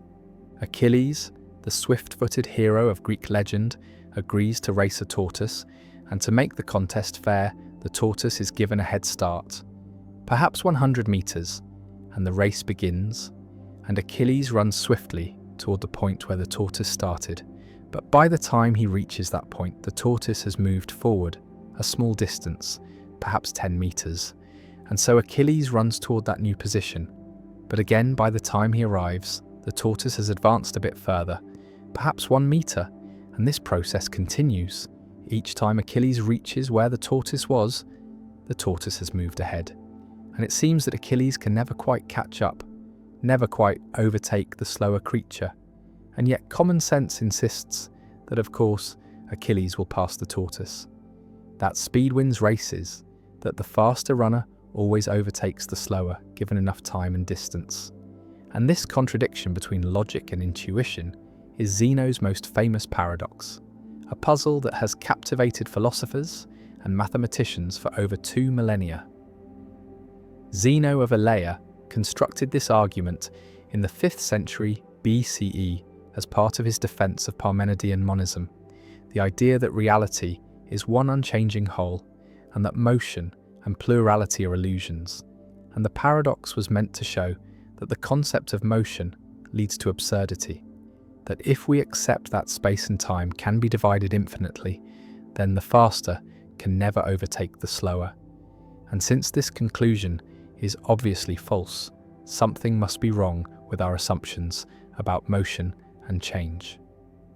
The paradox rests on the idea that Achilles must complete infinitely many tasks, reaching the first point where the tortoise was, then the second, then the third, and so on without end. And if each task takes some amount of time, however small, then infinitely many tasks would require infinite time. And yet in reality, Achilles catches and passes the tortoise in a finite time. And so where is the error?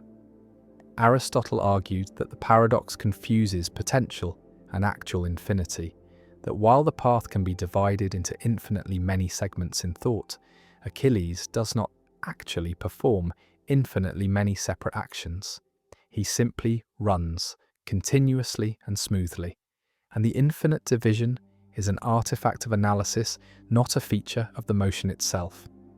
The resolution became clearer with the development of calculus, which showed that an infinite series of diminishing intervals can sum to a finite total, that 1 + 1/10 + 100th, and so on converges to a specific finite value. And so the infinite number of time intervals Achilles requires to reach each successive position also sum to a finite time, the time it takes him to overtake the tortoise. Yet the paradox retains a strange power, a sense that something about infinity remains counterintuitive, that the idea of completing an infinite number of steps feels impossible, even when mathematics insists it is not, and philosophers continue to debate whether the mathematical resolution truly captures the conceptual problem or merely sidesteps it. The paradox also connects to questions about the nature of space and time, whether they are continuous or discrete, whether motion is genuinely smooth or composed of tiny jumps, whether there is a smallest possible distance or duration beyond which reality cannot be divided. And these questions remain open in modern physics, where quantum mechanics and theories of spacetime suggest that the classical picture of smooth continuous motion may break down at the smallest scales. If you enjoy these explorations of paradox and the limits of thought, consider subscribing so you never miss a journey into philosophy's most perplexing puzzles, and perhaps leave a comment sharing where you are in the world as you listen to these ideas unfold. Achilles and the tortoise remain locked in their eternal race, a metaphor for the human attempt to reconcile the finite with the infinite, the continuous with the discrete, the logical with the intuitive. And the paradox endures as a reminder that even the simplest motion, a hero chasing a tortoise, conceals within it mysteries that have not been fully solved. Questions that linger at the boundary where mathematics meets reality, where reason meets experience, where what must be true, according to logic, clashes with what obviously is true, according to the world. Schrödinger's cat, the pet that's both alive and dead. A cat sits in a sealed box, a box that cannot be opened or observed from the outside.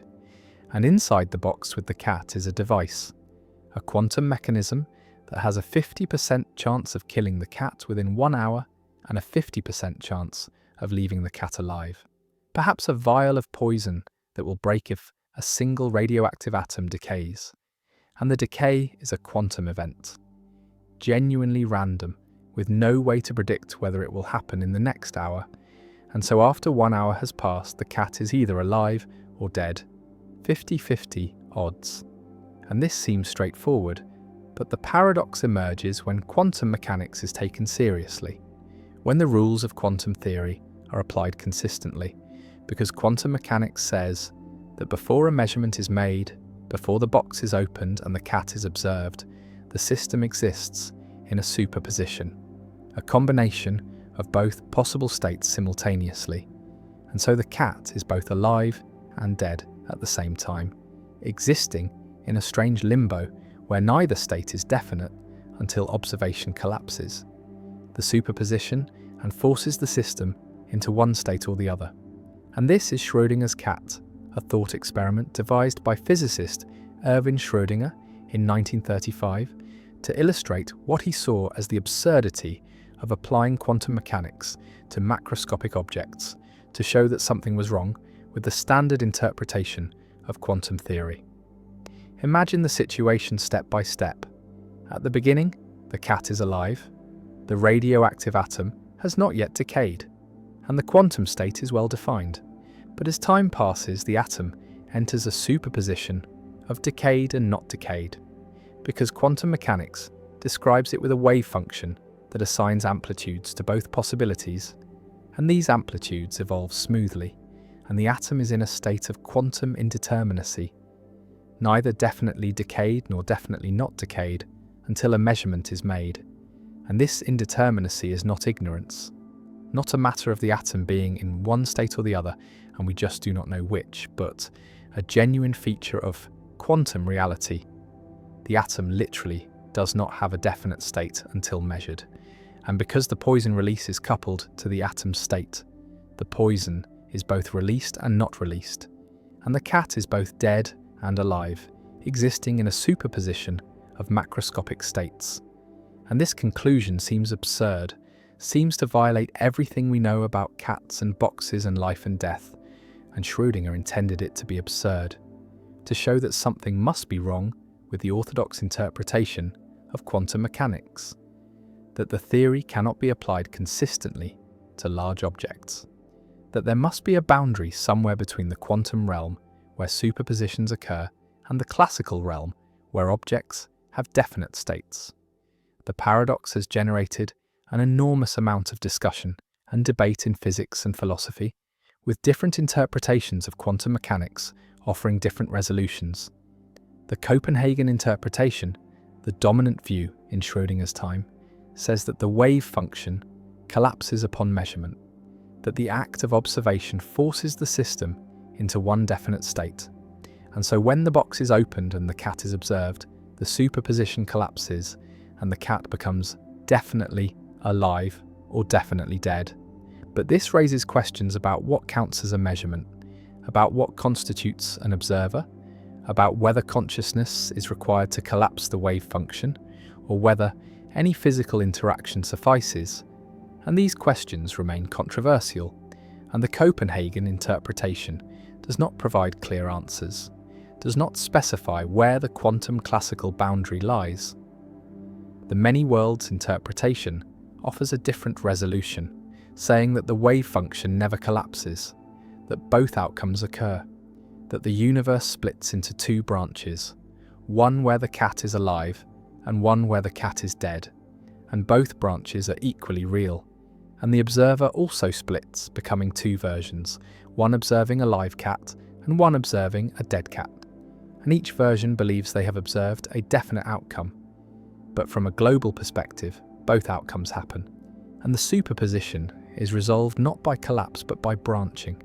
And this interpretation avoids the measurement problem, avoids the need to specify what counts as a measurement. But it introduces other difficulties. The proliferation of parallel worlds, the question of what it means for both outcomes to be real, and whether this is a genuine solution or merely a reformulation of the problem.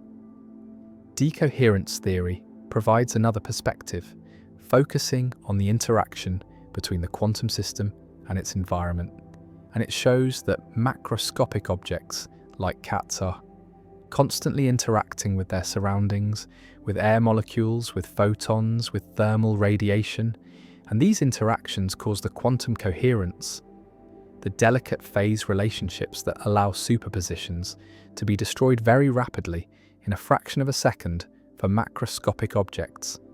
And once coherence is lost, the system behaves classically, appears to be in one definite state, and so the cat never actually exists in a superposition of alive and dead, or exists in such a state for only an immeasurably short time before decoherence converts it to a classical mixture, a probabilistic state where the cat is either alive or dead. We just do not know which until we look. And this dissolves the paradox by denying that macroscopic superpositions persist long enough to be observable. The paradox also raises questions about the role of consciousness in quantum mechanics, about whether an observer must be conscious to collapse the wave function, and some interpretations suggest that consciousness plays a special role, that the cat remains in superposition until a conscious being opens the box and perceives the outcome. And this view has been criticized as mystical, as importing mind into physics in ways that are unnecessary and unhelpful, and most physicists reject it, preferring interpretations that treat measurement as a physical process involving interactions with macroscopic devices not requiring consciousness. But the question remains open, debated, unresolved, and Schrödinger's cat sits at the center of this debate, a symbol of the deep puzzles that quantum mechanics presents. Visualize the box, sealed and opaque, and inside the cat waits, and the quantum device ticks, and the atom hovers in superposition. And according to quantum mechanics, the entire contents of the box, the atom, the device, the poison, the cat, all exist in a superposition of two macroscopically distinct states: alive, cat no decay, and dead cat decay. And this superposition is described by a wave function that smoothly evolves, and the two branches of the wave function correspond to two different realities. And yet before the box is opened, there is only one box, one cat, one system. And the paradox is that quantum mechanics seems to say the cat is both alive and dead. While common sense says the cat is either alive or dead, we just do not know which, and this clash between quantum formalism and classical intuition is the heart of Schrödinger's cat, a paradox that has no agreed-upon solution, that different interpretations resolve in different ways, and that continues to drive research in the foundations of quantum mechanics, in efforts to understand what measurement means, what quantum states represent, and how the quantum world relates to the classical world we experience. The box sits on the table, the hour passes, and the cat's fate is sealed. Or is it? Or is the cat in limbo, suspended between life and death, waiting for observation to make reality definite? And the paradox endures, not because physicists do not understand quantum mechanics, but because quantum mechanics, understood correctly, leads to conclusions that seem impossible, that violate everyday experience, that force choices between interpretations that are empirically equivalent but conceptually divergent.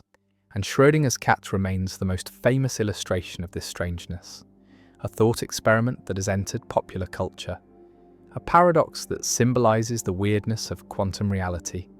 And the cat, alive and dead, real and hypothetical, continues to haunt physics and philosophy, a permanent reminder that the quantum world is not merely different in degree from the classical world, but different in kind, governed by rules that defy visualization and resist intuitive understanding. And the paradox persists, unresolved in the deepest sense, a puzzle that reveals the limits of human intuition and the challenge of making sense of a theory that works perfectly in practice but remains mysterious in principle. The Bertrand's box paradox. 3 identical boxes sit before you, each containing 2 coins. The first box contains 2 gold coins, the second box contains 2 silver coins, and the third box contains 1 gold coin and 1 silver coin. And you cannot see inside the boxes, cannot distinguish them from the outside. And a box is chosen at random and opened, and 1 coin is drawn from it, also at random, and the coin turns out to be gold. And now a question is posed that seems simple, but leads to surprising confusion.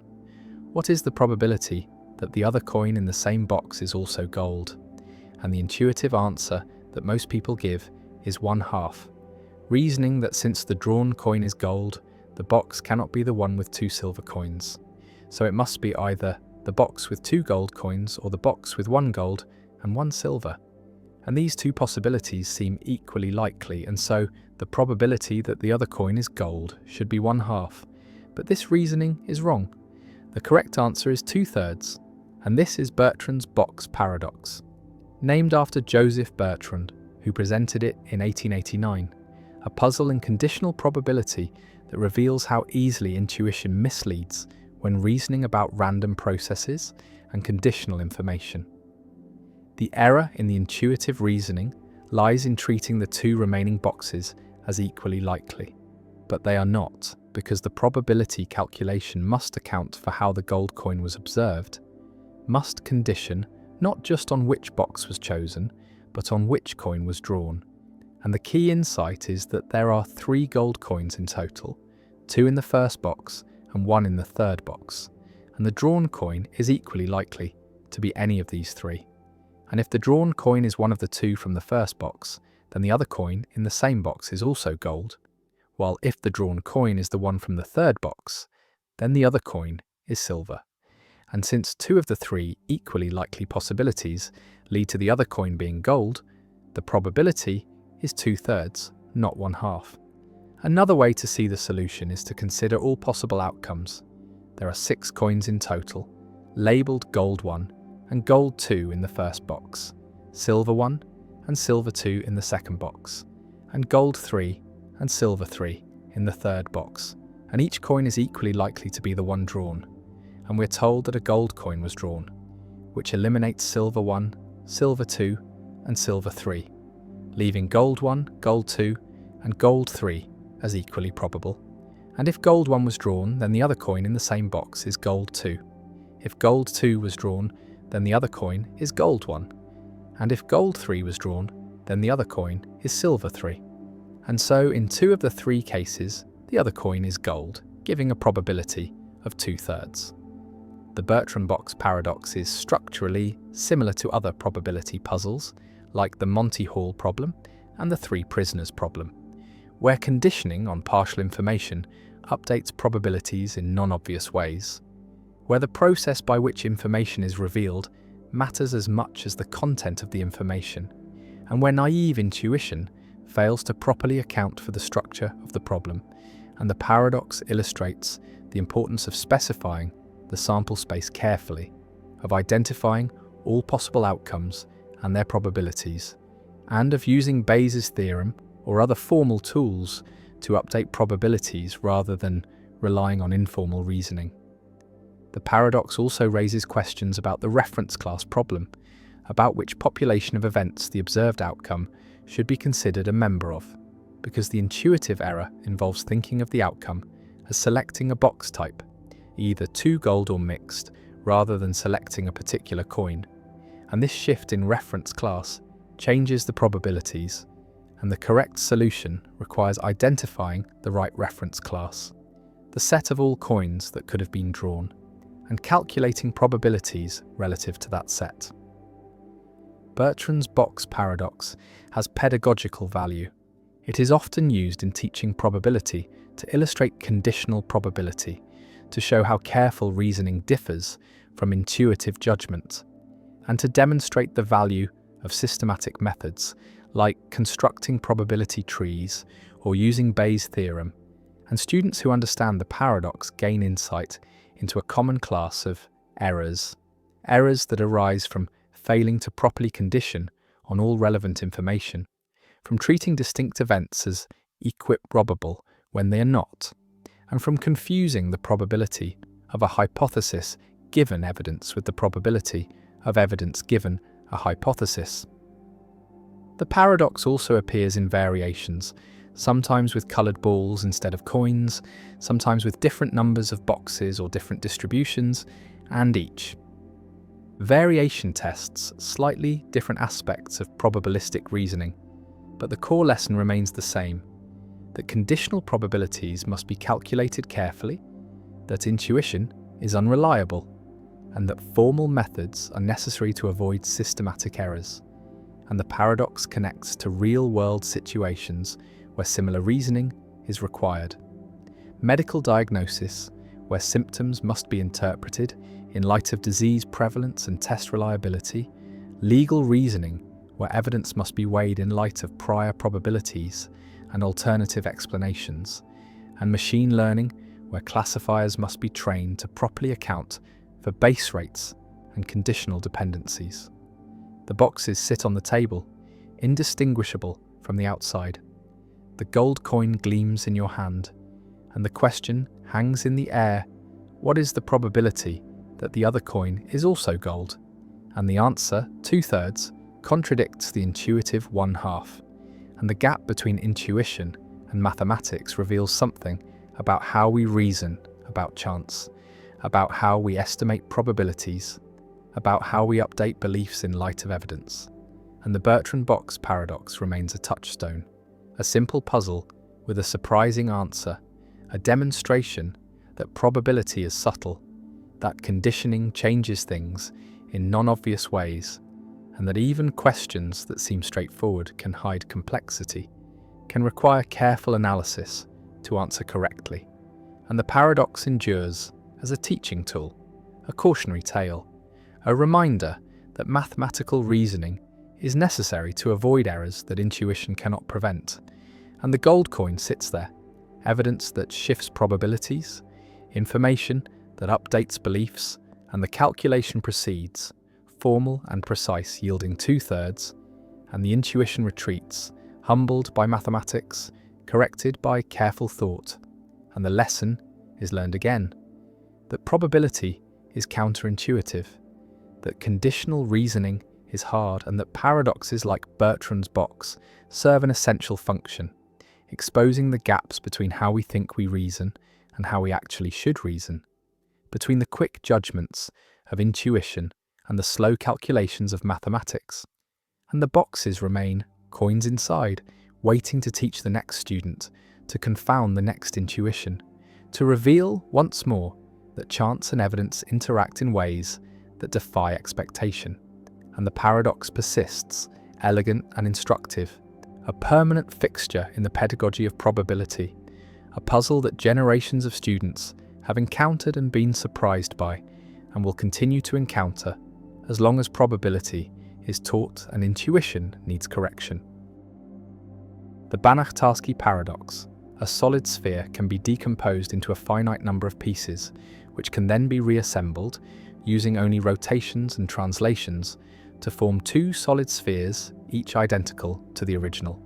And this seems to violate conservation of volume, seems to create matter from nothing, seems to be impossible, and yet it is a theorem in mathematics, proven rigorously using the axiom of choice and the properties of infinite point sets.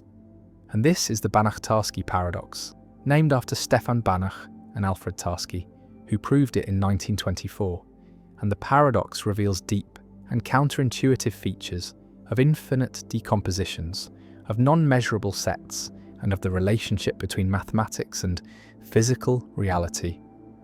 The proof proceeds by decomposing the sphere into a finite number of pieces, typically 5 or 6, and each piece is a set of points, not a solid region with smooth boundaries but a scattered, disconnected, infinitely complex collection of points. And these pieces are non-measurable, meaning they do not have well-defined volumes in the usual sense. They cannot be assigned a size using standard measure theory, and this is crucial because measurable sets cannot be duplicated. Conservation of volume holds for measurable sets, but non-measurable sets escape this constraint. They can be rearranged in ways that seem to violate intuition, and the Banach-Tarski paradox exploits this by constructing pieces that are so pathological, so wildly scattered, that they can be rotated and translated to form two complete spheres. The decomposition uses the axiom of choice, the principle that given any collection of non-empty sets, there exists a way to choose one element from each set, and the axiom of choice is independent of the other axioms of set theory. It cannot be proven or disproven from the standard axioms, and some mathematicians reject it precisely because it leads to results, like the Banach-Tarski paradox, results that seem absurd, and rejecting the axiom of choice avoids the paradox. But it also cripples large parts of modern mathematics. Many important theorems depend on the axiom of choice, and most mathematicians accept it despite its counterintuitive consequences. The paradox applies only to objects in 3-dimensional space, or higher. It does not work in 2 dimensions. A disk cannot be decomposed and reassembled into 2 disks. And this is because the group of rotations in the plane is amenable, meaning it admits a certain kind of averaging that prevents paradoxical decompositions, while the group of rotations in 3-dimensional space is non-amenable, and this non-amenability is what makes the Banach-Tarski paradox possible. The fact that rotations in 3 dimensions can be combined in ways that allow pieces to be moved around and duplicated. The paradox raises questions about the relationship between mathematical objects and physical objects, because while the Banach-Tarski theorem is mathematically rigorous, it does not imply that a physical sphere can be duplicated. The decomposition involves infinitely complex sets, pieces that are not solid regions but scattered collections of points, with no smooth boundaries, and such pieces cannot be physically realized, cannot be cut or manipulated, and so the paradox is a feature of mathematical idealizations rather than a claim about physical reality. And this distinction is important. The paradox shows that mathematical spheres treated as sets of points behave in strange ways, but it does not threaten conservation of mass or energy in physics, because physical objects are not sets of points but arrangements of atoms or fields or quantum states, and these are governed by physical laws that do not permit paradoxical duplication. Some mathematicians and philosophers argue that the Banach-Tarski paradox is not really a paradox but a theorem, a surprising result that reveals features of infinite point sets and non-measurable sets, and that calling it a paradox is misleading, suggesting contradiction when there is none, only counterintuitive behavior. And from this perspective, the paradox is valuable precisely because it challenges intuition, because it shows that infinite collections have properties that finite collections lack, that measure theory has limits, that the axiom of choice has strange consequences, and that mathematics is richer and stranger than naive expectations suggest. Others find the paradox troubling, a sign that something is wrong with the foundations, that the axiom of choice should be rejected or restricted, that non-measurable sets are pathological objects that should not be admitted into mathematics, and that theories which avoid such sets, like those based on constructive or intuitionistic logic, provide better foundations. And this debate reflects deeper disagreements about the nature of mathematical existence, about what kinds of objects mathematics should study, and about the role of intuition in guiding mathematical practice.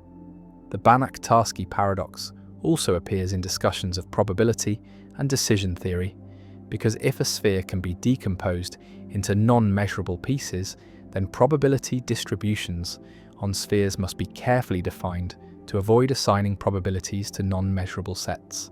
And this technical requirement reflects the same underlying issue, that not all collections of points can be measured, that probability requires measurability, and that attempting to assign probabilities to arbitrary sets leads to contradictions or paradoxes. The sphere sits on the table, solid and indivisible to the eye, but mathematically it is a set of infinitely many points.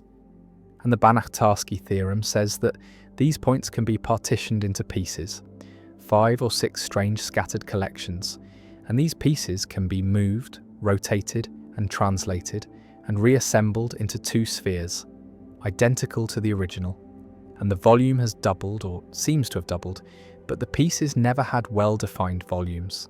They were never measurable, and so nothing has been created, no conservation law has been violated, only the intuition that decomposition preserves size, and this intuition holds for finite decompositions, for measurable pieces, but fails for infinite non-measurable pieces, and the paradox endures. A theorem that sounds impossible, a result that challenges understanding, a demonstration that mathematics contains surprises, that infinity is stranger than imagination, that point sets behave in ways that solid objects do not, and that the axiom of choice, innocent as it seems, permits constructions that defy common sense, and the sphere duplicates, mathematically, if not physically.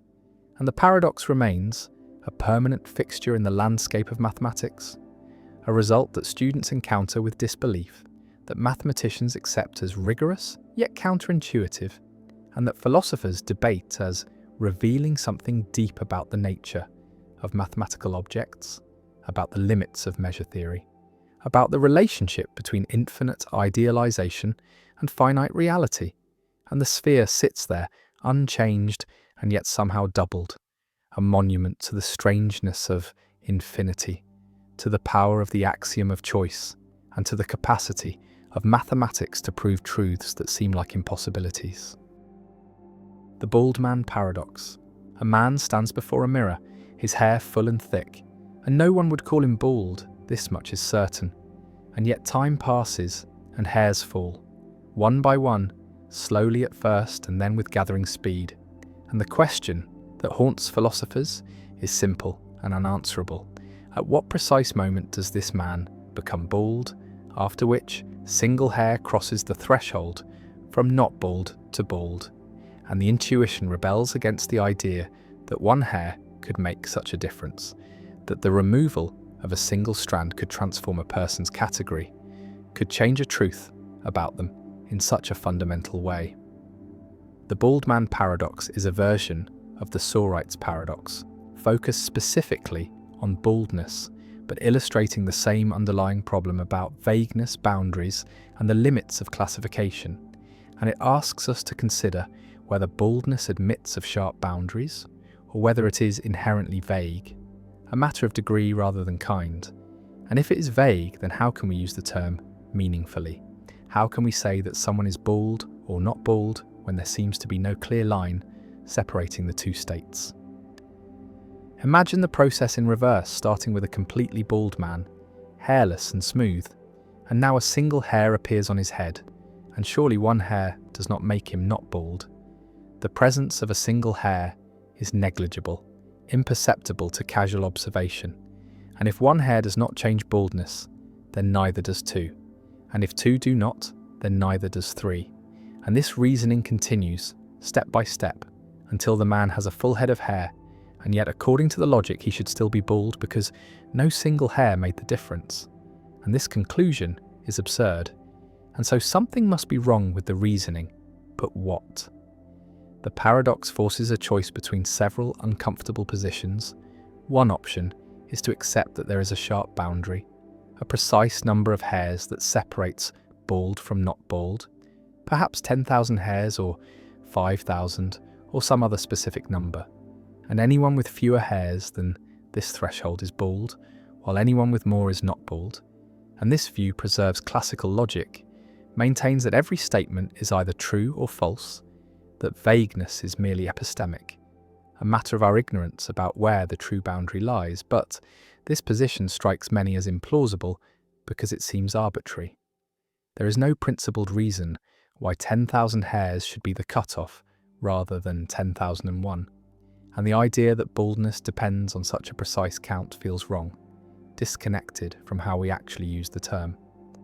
Another option is to reject the idea of sharp boundaries and embrace the view that baldness is genuinely vague, that there are borderline cases where it is neither determinately true nor determinately false that someone is bald, cases where the world itself does not settle the question, and this view requires abandoning or modifying classical logic, accepting that by valence, the principle that every proposition is either true or false does not hold for vague predicates, and this leads to various non-classical logical systems, three-valued logics where propositions can be true, false or indeterminate, fuzzy logics where truth comes in degrees ranging continuously from 0 to 1, supervaluationism, where a statement is true if it is true on all acceptable ways of making the vague term precise, and each of these approaches has costs and benefits.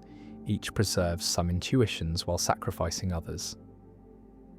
A third option is contextualism, the view that whether someone is bald depends on the context of utterance, on the standards and purposes operative in a given conversation or situation.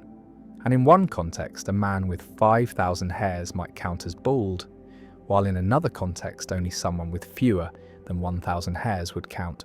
And this view makes baldness relative rather than absolute. And it explains why borderline cases feel uncertain, because in borderline cases the context has not provided enough information to determine which standards apply, but contextualism faces challenges too. It must explain how context determines standards, whether there are constraints on what standards can be operative, and whether contextualism avoids the Sorite's paradox or merely relocates it to the question of when contexts shift. The bald man paradox also connects to broader questions about language, reference, and the relationship between words and the world. Because if most predicates in natural language are vague, and they are, nearly every adjective and many nouns admit of borderline cases, then vagueness is not a peripheral issue, but a central feature of how we communicate, and any theory of meaning must account for it, must explain how. Vague terms can be useful and informative despite their lack of sharp boundaries, and must address whether vagueness is a feature of language, of thought, of the world, or of all three. Some philosophers argue that vagueness is purely linguistic, that the world itself is precise and determinate, but our words are blunt instruments that fail to carve reality at its joints, while others suggest that vagueness exists in thought as well, that our concepts are themselves fuzzy, and still others propose that the world itself contains vague objects and properties, that reality does not always come with sharp boundaries, that nature is continuous and gradual in ways that resist precise classification. The paradox has practical implications as well. In law, where terms like reasonable and substantial and significant must be applied to real cases despite their vagueness. In medicine, where diagnostic criteria often involve thresholds that are somewhat arbitrary. In ethics, where drawing lines between permissible and impermissible actions may require confronting borderline cases where intuition provides no clear guidance. And in each of these domains, the bald man paradox is not merely an abstract puzzle, but a genuine obstacle to clear thinking and fair judgment. The paradox also raises questions about personal identity and change over time. Because if baldness is gradual, then so are many other properties, aging, growing, learning, and if there are no sharp transitions, then perhaps personal change is also vague. Perhaps there are cases where it is indeterminate whether someone is the same person they were years ago, whether they have changed in significant ways or remained essentially the same. And this connects to deeper issues about persistence, continuity, and what it means to endure through time. The bald man stands as a symbol of all borderline cases, all situations where reality resists the either-or structure of classical logic, where predicates fade gradually from clear application to clear non-application, passing through a twilight zone where truth becomes uncertain, and the paradox endures because it exposes a tension between the precision we expect from rational thought and the vagueness inherent in the world and in language, and no solution has won universal acceptance. Philosophers continue to debate whether to accept sharp boundaries, revise logic, relativize truth to context, or adopt some more radical approach. And the bald man remains poised between categories.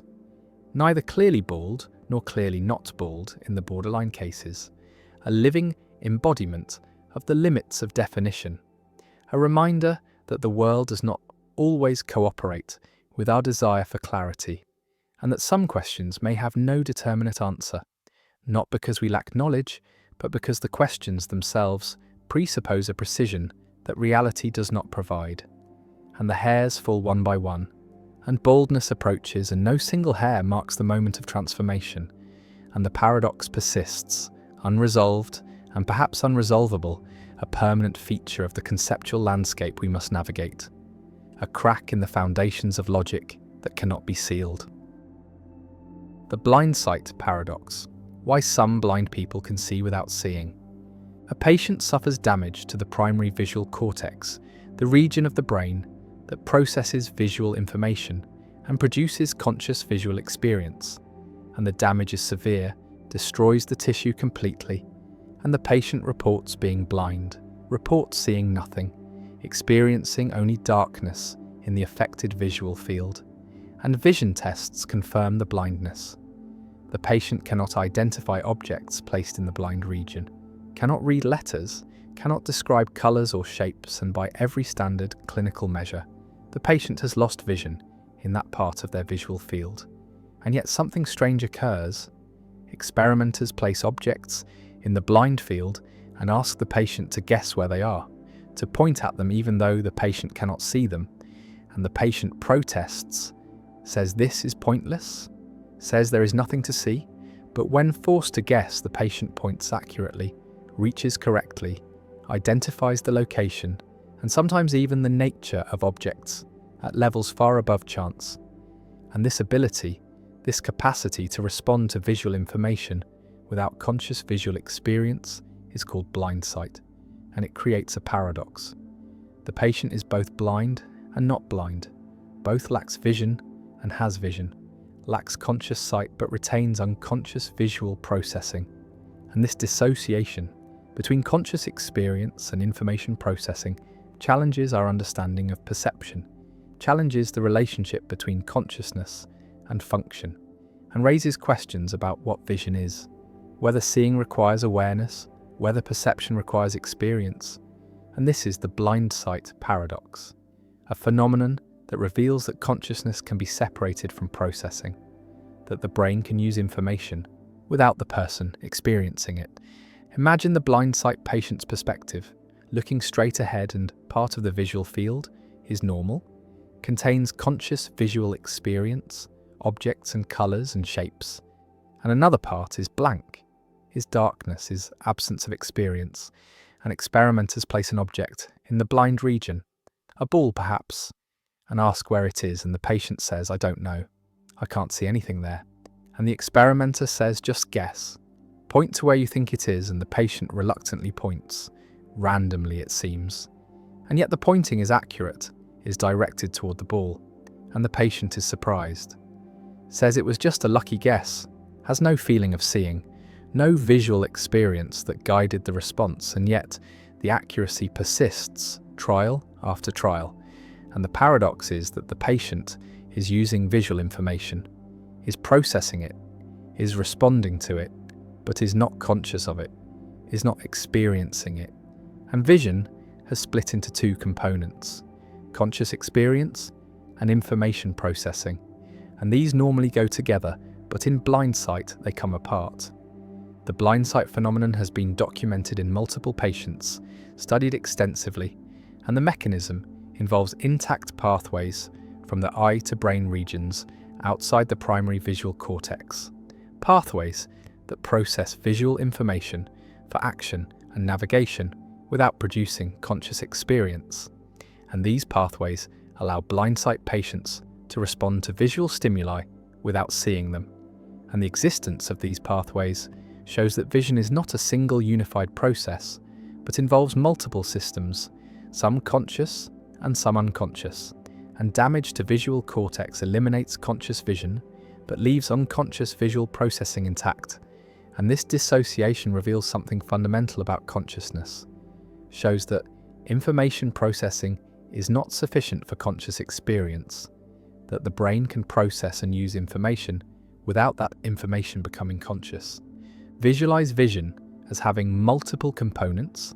One component processes information for conscious perception, for seeing in the ordinary sense, for having visual experiences, and another component processes information for action, for guiding behavior, for spatial navigation. And normally these components work together, are integrated, and we do not notice the distinction. But in blindsight, they separate. One component is destroyed while the other remains, and the patient has action vision without perceptual vision, can use visual information for pointing and reaching, but cannot experience that information, cannot see it. And this shows that conscious experience is not simply a byproduct of information processing, but is a specific kind of processing, localized in specific brain regions. And when those regions are damaged, consciousness is lost even though other forms of visual processing continue. The blindsight paradox challenges functionalist theories of consciousness. Theories that say consciousness is defined by functional roles, by what information does, by how it affects behavior, because in blindsight, visual information performs many of its normal functions, guides behavior, enables responses, but does not produce conscious experience. And so consciousness is not identical to function, is something additional, is a specific kind of processing beyond mere responsiveness to stimuli. And this supports theories that distinguish between access consciousness, the availability of information for cognitive processes, and phenomenal consciousness, the subjective experiential quality.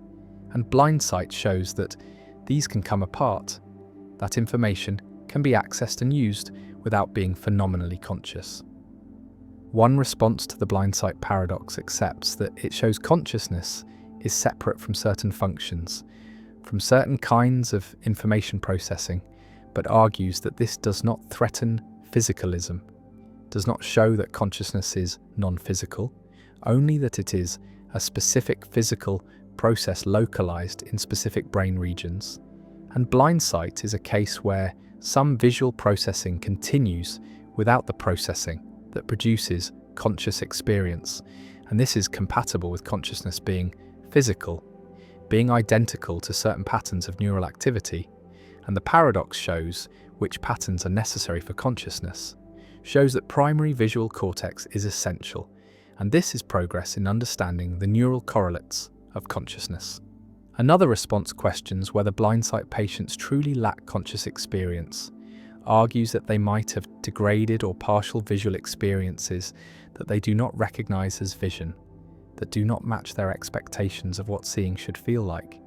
And when they say they see nothing, they mean they have no clear, vivid visual experience, but they might have vague feelings, subtle impressions that guide their guesses, and these impressions might be minimal forms of consciousness rather than pure unconscious processing.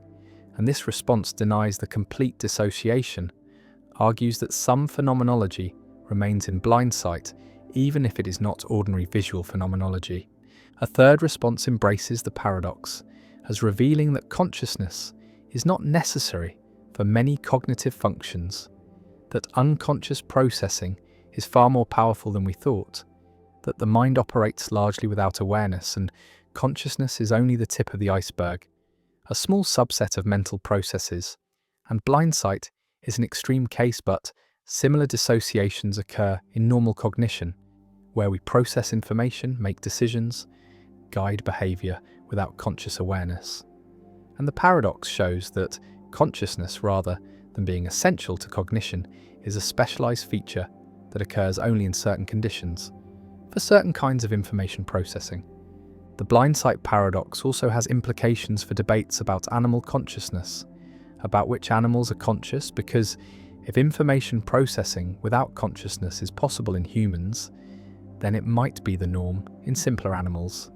Animals might respond to stimuli, navigate environments, exhibit complex behaviors without having conscious experiences, without there being anything it is like to be them.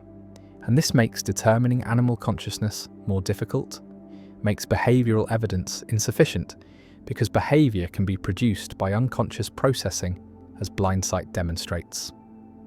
The patient sits in the laboratory, the blind field tested again and again, and each time the accuracy surprises, the pointing succeeds, the guessing is correct, and the patient insists they see nothing, feel nothing, experience nothing in that region, and yet the information is there, is being used, is guiding behavior, and the paradox persists.